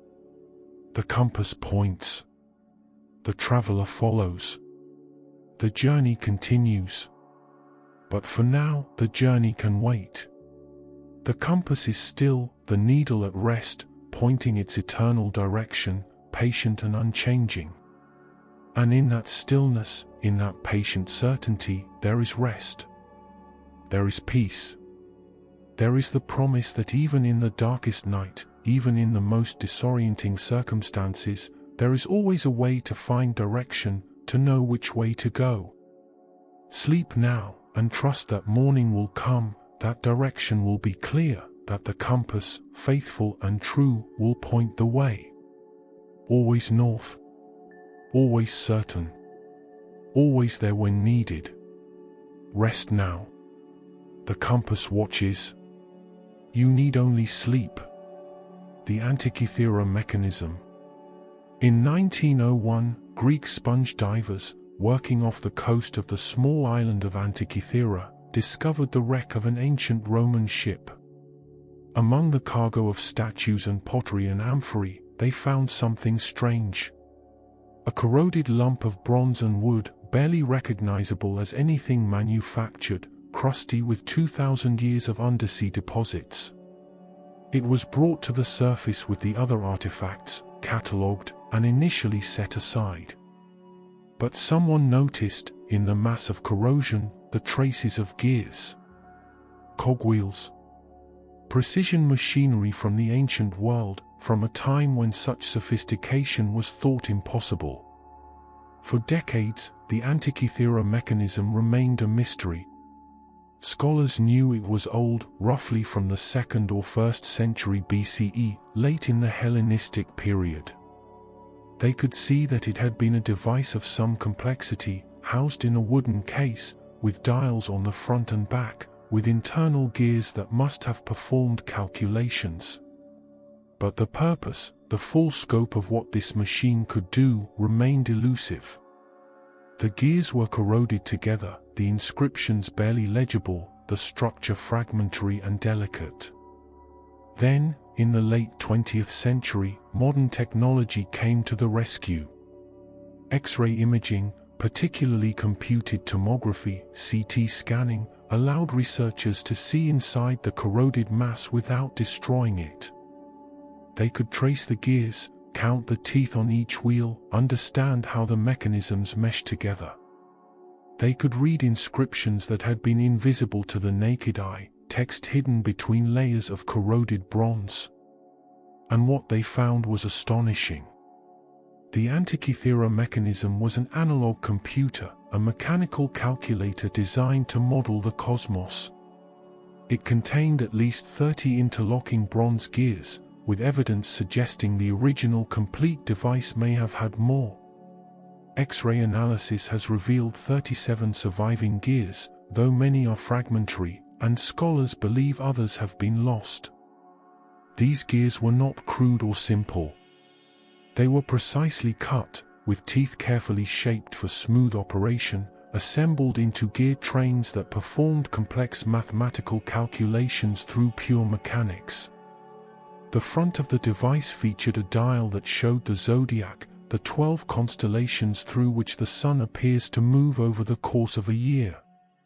Another scale showed the Egyptian calendar, a solar calendar of 365 days.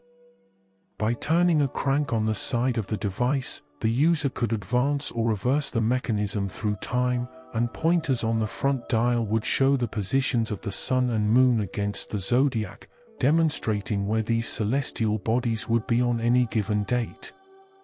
But the mechanism did far more than simply show positions. The moon does not move through the sky at a constant rate. Its orbit is elliptical, not circular, which means it moves faster when closer to Earth and slower when farther away. This irregularity, this variation in the moon's motion, was well known to ancient astronomers, who had developed geometric models to account for it. The Antikythera mechanism embodied this geometric model in bronze gears. It used epicyclic gearing, a sophisticated arrangement where one gear rides on the edge of another, creating complex motion from simple rotation. And it used a pin and slot mechanism, a small pin on one gear that rode in an eccentric slot on another gear, creating variable speed output. This combination allowed the mechanism to mimic the moon's irregular motion with remarkable accuracy. The lunar pointer would speed up and slow down, following the actual moon's changing velocity as it moved through its monthly orbit. On the back of the device were two large spiral dials. One of these, the Saros dial, tracked the Saros cycle, a period of 18 years and 11 days over which eclipses repeat in predictable patterns. The ancient Babylonians had discovered this cycle through centuries of careful observation, recognizing that eclipses occur in series, each eclipse in a series separated by one Saros period. The Antikythera mechanism incorporated this knowledge, allowing the user to predict when eclipses would occur, whether solar or lunar, and how they would appear from a given location. The other spiral dial on the back tracked the Metonic cycle, a 19-year period after which the phases of the moon recur on the same dates of the solar year. This cycle was important for calendar keeping, for aligning lunar months with the solar year, a problem that bedeviled ancient societies because 12 lunar months fall short of a solar year by about 11 days. The Metonic cycle showed when extra months needed to be inserted to keep the lunar and solar calendars synchronized. Even more remarkably, one of the back dials included a small subsidiary dial that pointed to the years of the Olympic Games. The Olympics were held every 4 years, and this dial tracked that cycle, showing when the games would occur. This suggests that the mechanism served not only astronomical and scientific purposes but also cultural and calendrical ones, helping users keep track of important civic and religious events. Inscriptions covering the mechanism's surfaces, thousands of tiny letters engraved into the bronze plates, act as a user manual. These inscriptions describe the device's functions, explain what various pointers indicate, reference astronomical theories and planetary models. Some inscriptions mention the 5 planets known to antiquity: Mercury, Venus, Mars, Jupiter, and Saturn. This has led researchers to believe that the complete mechanism, when intact, probably also displayed planetary positions, though the gears for this function have not survived or have not yet been identified in the corroded remains. The inscriptions also reference Pythagorean theories and other Greek astronomical thought. This device was not just a calculator but an educational tool, a way of demonstrating cosmological models, of showing how the theories of philosophers and astronomers could be embodied in machinery. A student could turn the crank, watch the dials, and see how eclipses occurred, why the moon moved irregularly, how the calendars aligned. Abstract mathematics became concrete, visible, tangible. Where was this extraordinary device made? The evidence suggests Rhodes or possibly Pergamon, centers of learning in the Hellenistic world. Rhodes was home to famous astronomers, including Hipparchus, whose astronomical observations and theories may have informed the mechanism's design. The precision of the gearing, the sophistication of the mathematical models, required not just skilled craftsmen but also access to advanced astronomical knowledge, the kind of knowledge that existed in the libraries and schools of major Hellenistic cities. The precision of the gears themselves is astounding. Researchers who have built replicas report that the gear teeth are cut with accuracy comparable to 16th-century European watches, mechanisms made more than 1500 years later. Each gear was carefully designed with a specific number of teeth to create the correct ratios for modeling celestial motions. For instance, a gear train representing the lunar month would have ratios that matched the observed period of the moon's orbit. These ratios involve large numbers, requiring gears with many teeth, all cut precisely enough to mesh smoothly.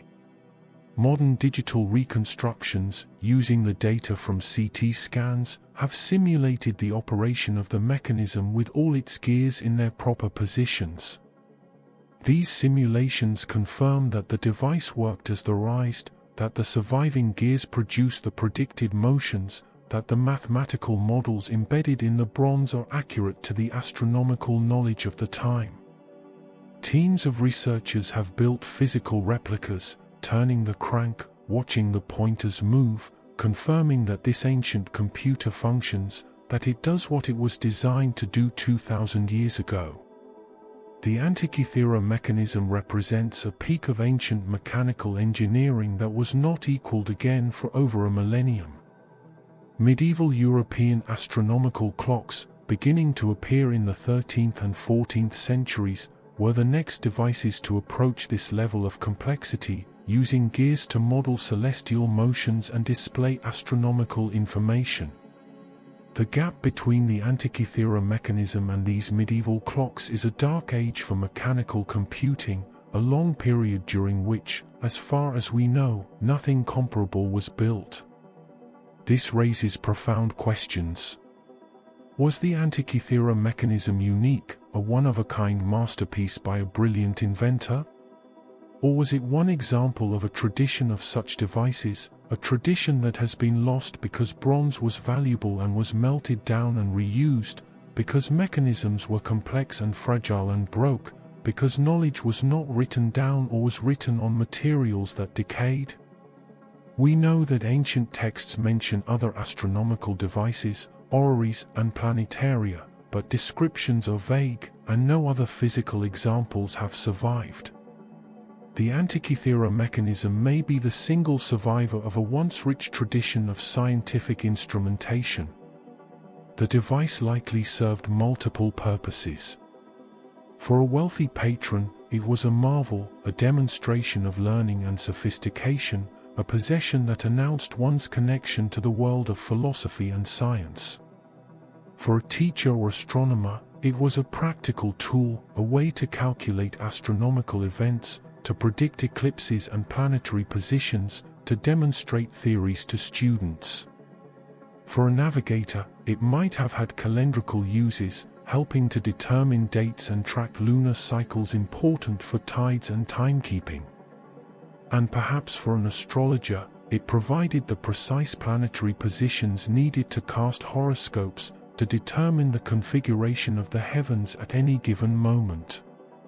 We must remember that in the ancient world, astronomy and astrology were not sharply separated as they are now.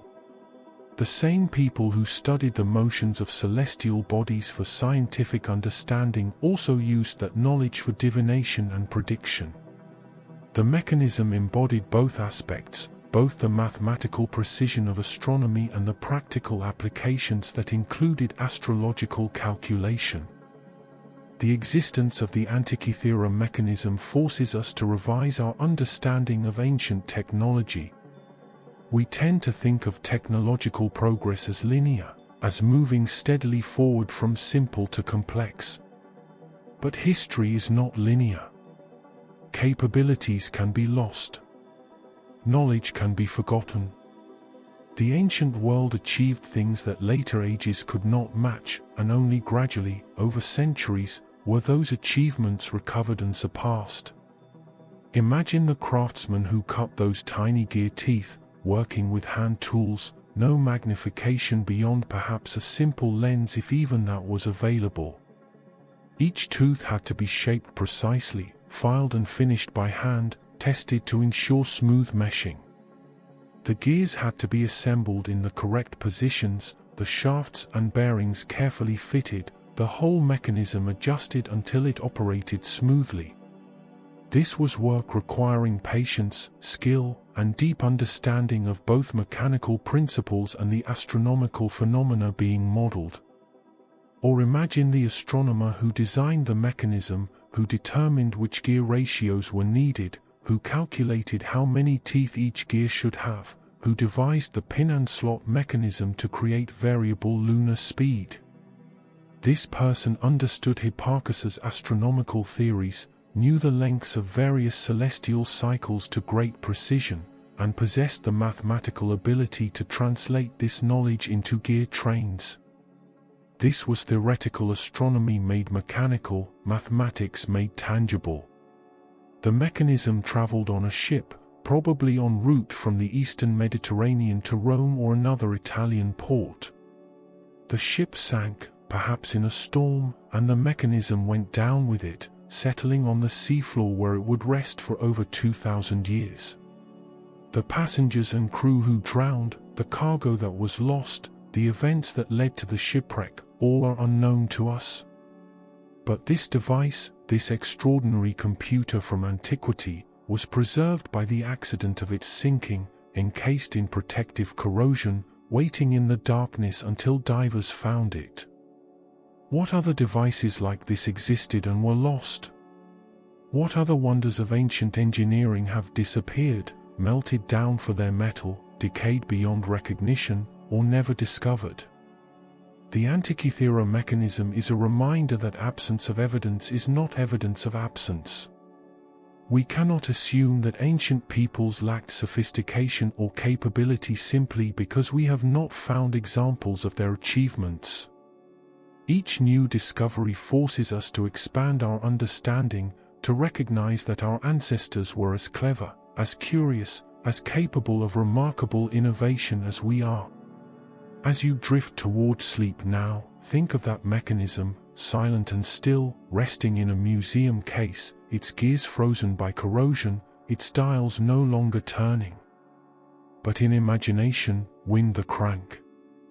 Watch the gears begin to turn, bronze teeth meshing with bronze teeth, each wheel rotating at its calculated speed.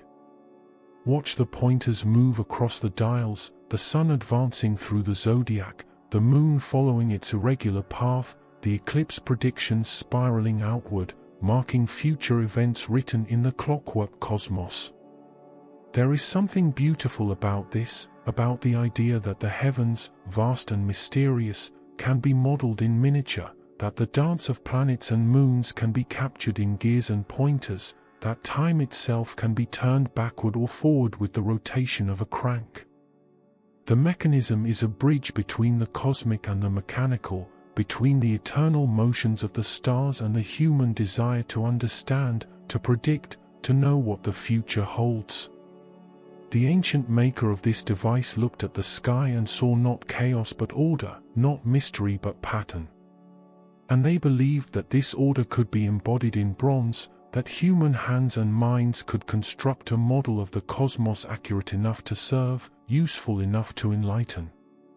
This faith in human understanding, in the power of reason and craft to decode the universe, is perhaps the mechanism's greatest gift to us, more valuable even than the astronomical knowledge it contains.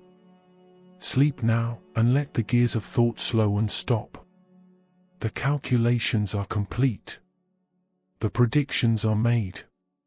The cosmos turns in its appointed courses, regular and eternal, and we, small and brief, have nevertheless understood something of that turning, have built machines that mirror the heavens, have reached up with bronze and mathematics to touch the infinite. The mechanism rests. The stars continue their silent procession. And in the space between, in the quiet moment before sleep, there is wonder. There is peace. There is the satisfaction of knowing that humans, so long ago, achieved something that still amazes, that still inspires, that still reminds us that we are, and have always been, capable of extraordinary things. Rest now. Dream of gears and stars, of bronze and infinity, of ancient wisdom preserved in corroded metal, waiting 2,000 years to tell its story. The mechanism sleeps. You sleep. The cosmos turns. And all is well. And now, our quiet journey gently comes to an end. There's nothing you need to hold on to, nothing you need to remember, and nothing you need to think about. The ideas and inventions we've explored can slowly fade into the background, like distant echoes from a long-past world. If your eyes are already heavy, you can let them rest. And if you drift off now, that's exactly as it should be. I'll be here with more gentle histories, whenever you're ready to listen again. Good night, and rest well.